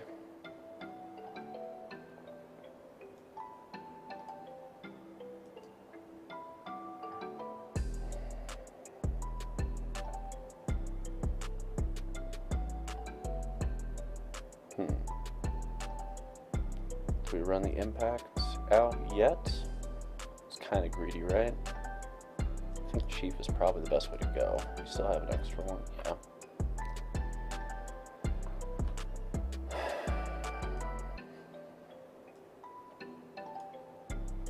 I don't think we're running out adversary yet.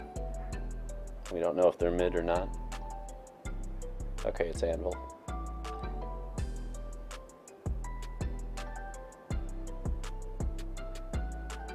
Okay.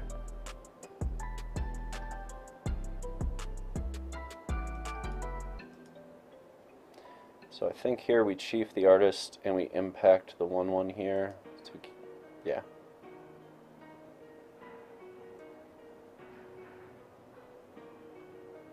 Yeah.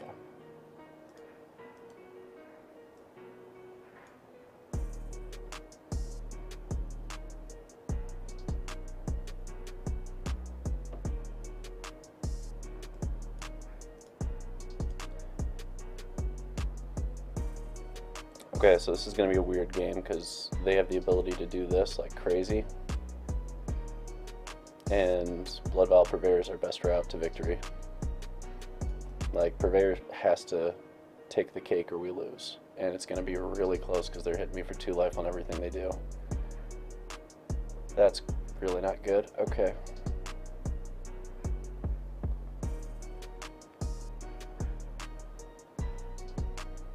So, 1, 2, 3, 4, 5, 6, 7, 8, 9, 10.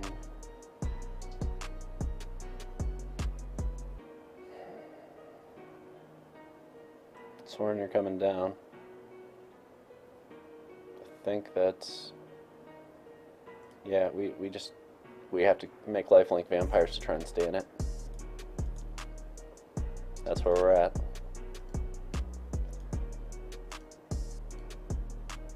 And everyone watching, welcome to the show.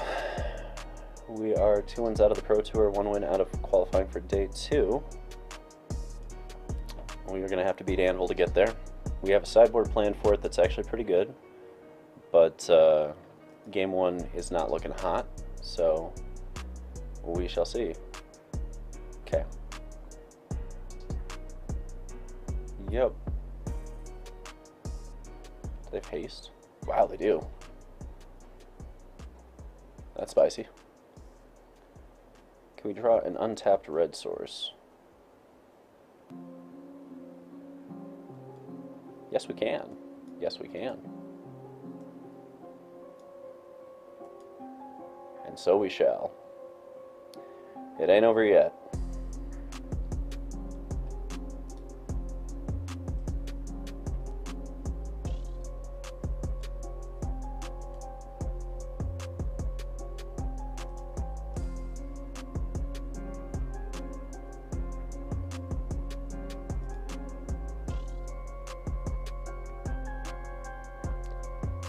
We are here to race, and race we shall.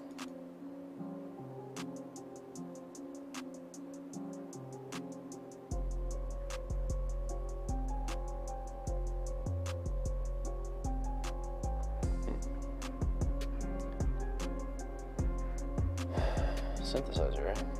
Meat hook. Do they just play it for 0?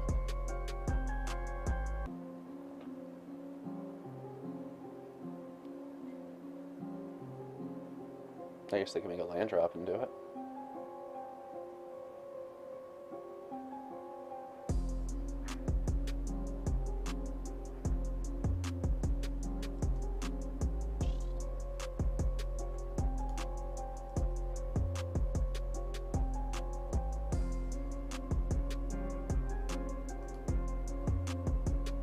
Okay. Guess who's playing Purveyor and trying to race? This guy.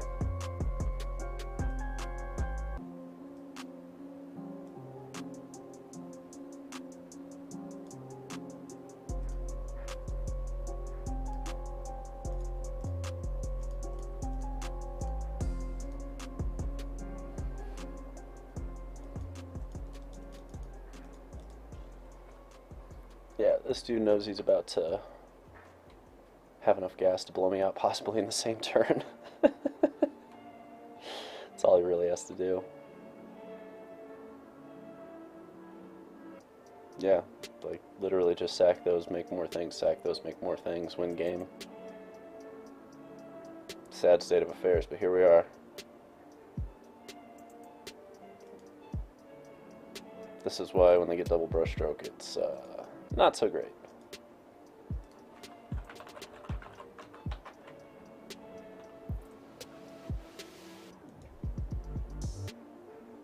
And a blood tide. Oofda, oofda. Smaxy, smaxy.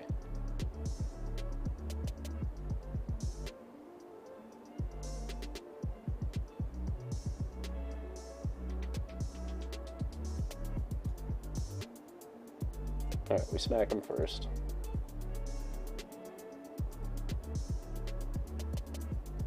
They should have this one by a pretty solid margin. But sometimes people screw up.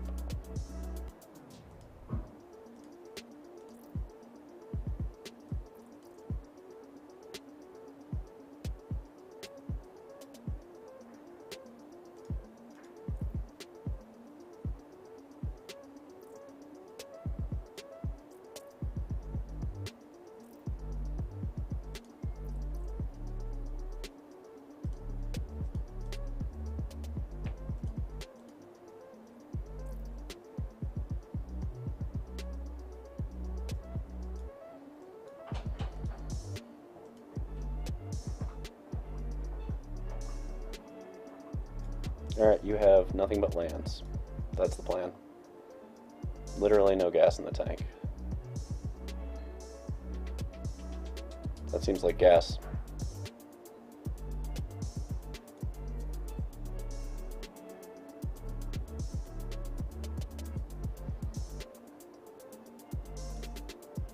Alright, back against the wall. Here we go again.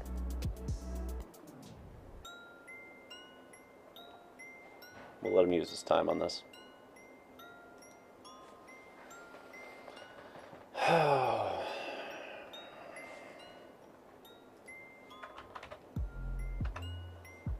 Calling rituals. Guess who's coming in?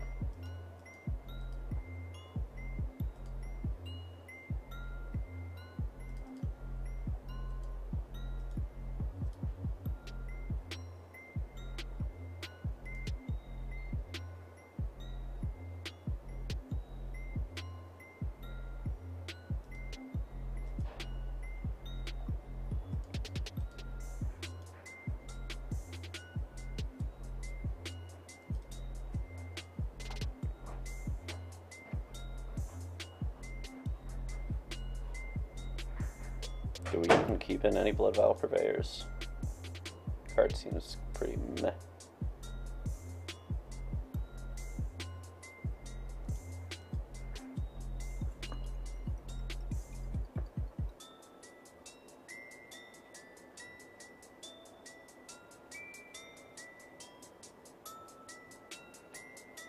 Like, if there's ever a matchup we don't want it, this seems like the one.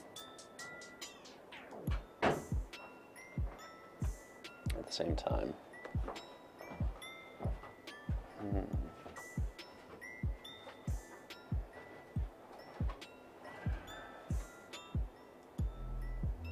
I guess there is ritual killing off their blood tokens. Yeah, but they're sanguine brushstroke to what end, right? Alright. We're boarded. We need to win 2 in a row to keep the dream alive. Back against the wall. You can't write comeback stories better than this. I use my back against the wall.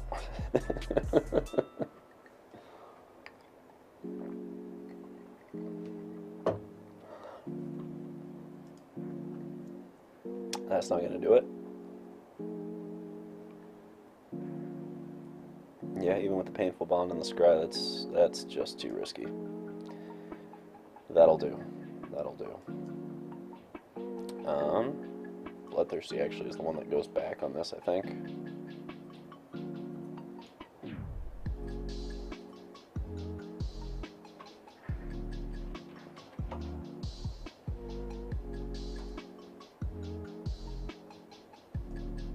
Or maybe it's burn. Do we want to keep the burn down the house or a bloodthirsty that can't technically get anything out of the grave yet? I'm putting adversary back. Yeah.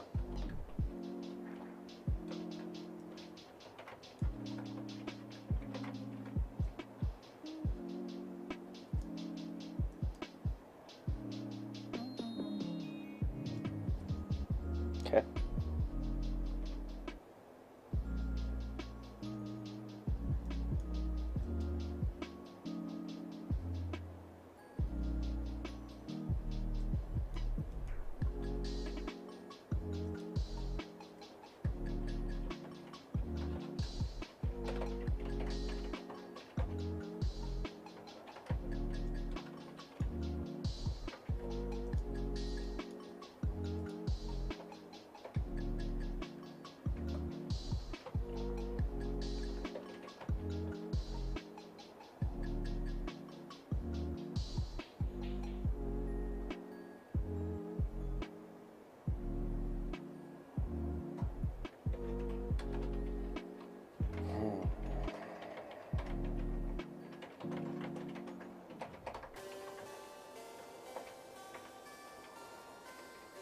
Do we dump a culling ritual here?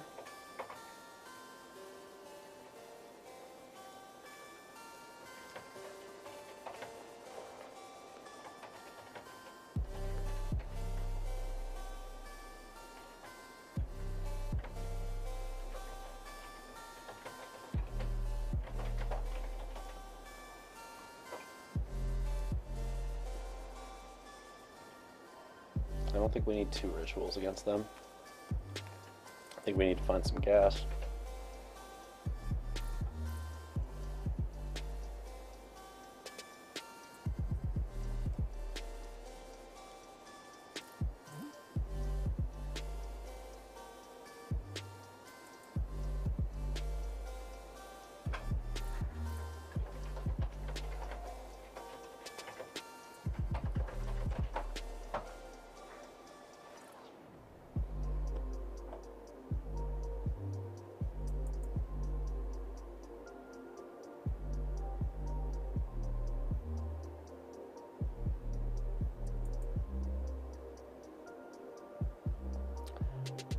Wait one more turn for them to overextend.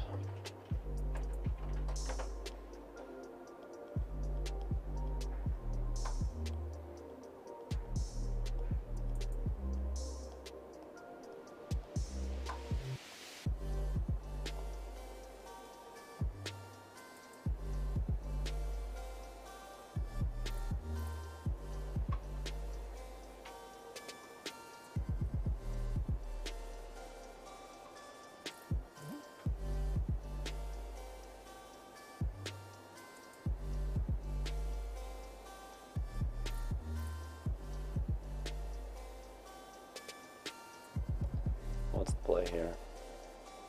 Do we wait for them to overextend more, or do we just wipe out?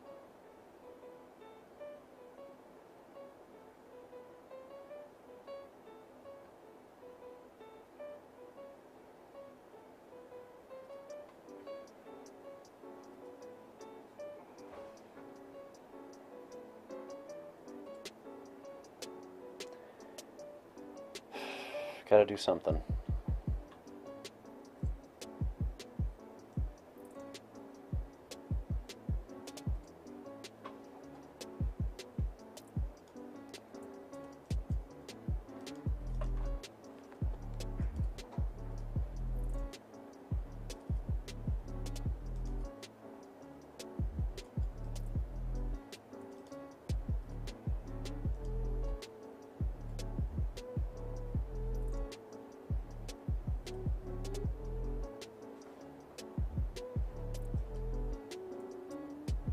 There's the brush stroke.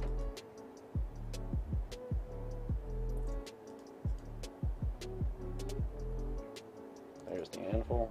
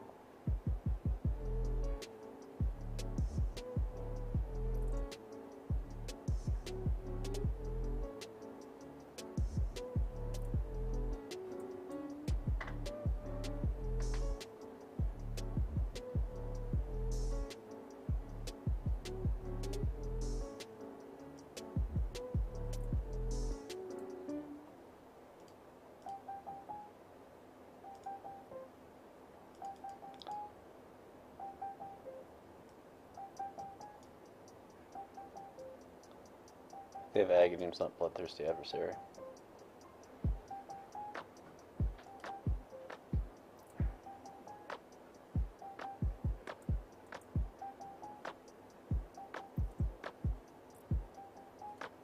These Sanguine Brushstrokes are gonna kill me though.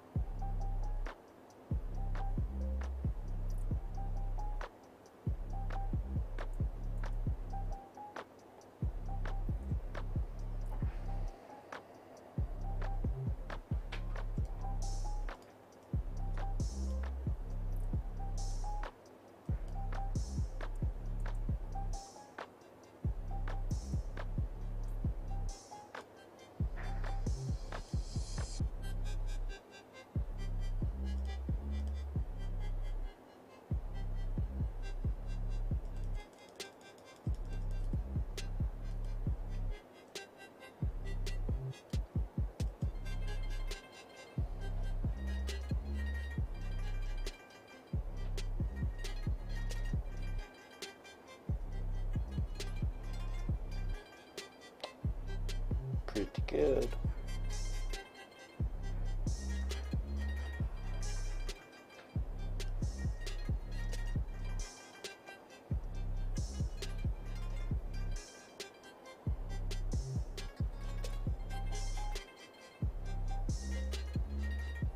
We gotta wait on the burn down the house till they pop that, so we're gonna hive here.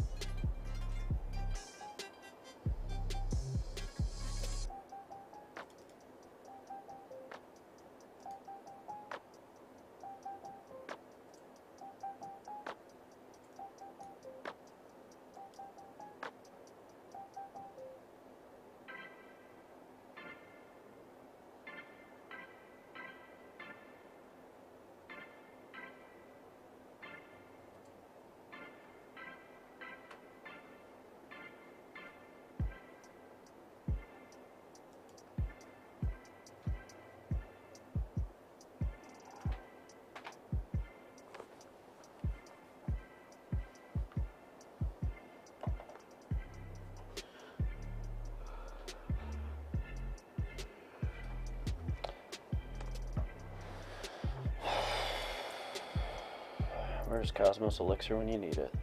Oofta oofta.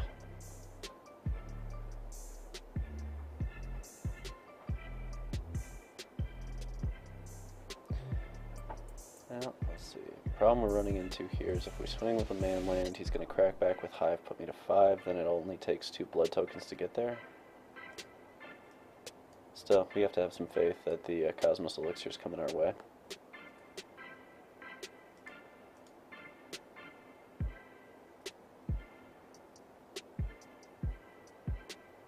got instant speed removal on top of everything else. Yep, there's that.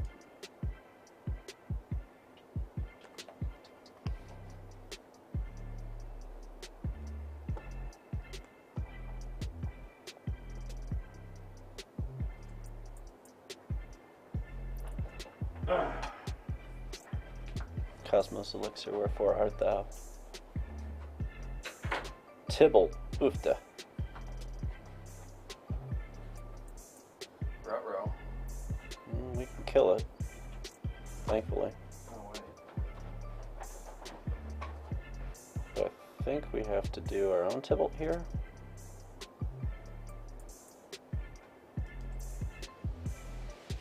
Like, we can burn down the house. They're gonna get adversary times 1, 2, 3, 4, 5, 6.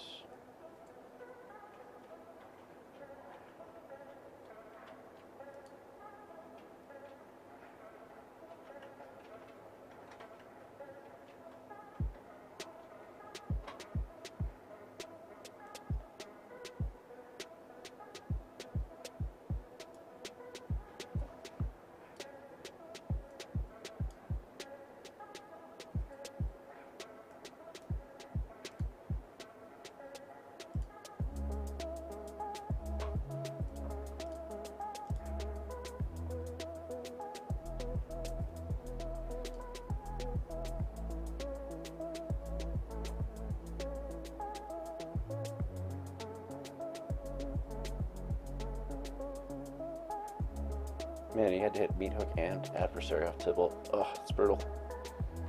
I think the dream dies today.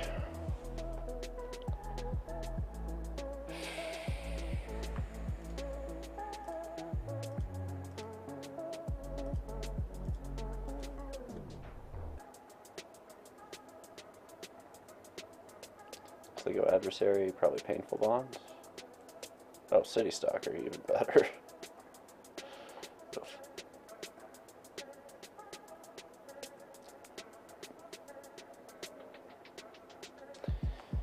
Alright guys, we were 1 win out, but I don't think we're getting that win. Yeah, we're not getting that win. Okay.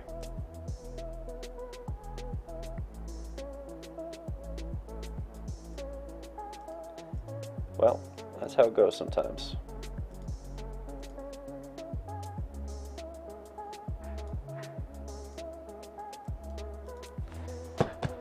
Alright. Close. Close but no cigar. That's alright though. That was a hell of a run. Thank you to everybody who tuned in. Please toss a follow if you have a moment. Yeah.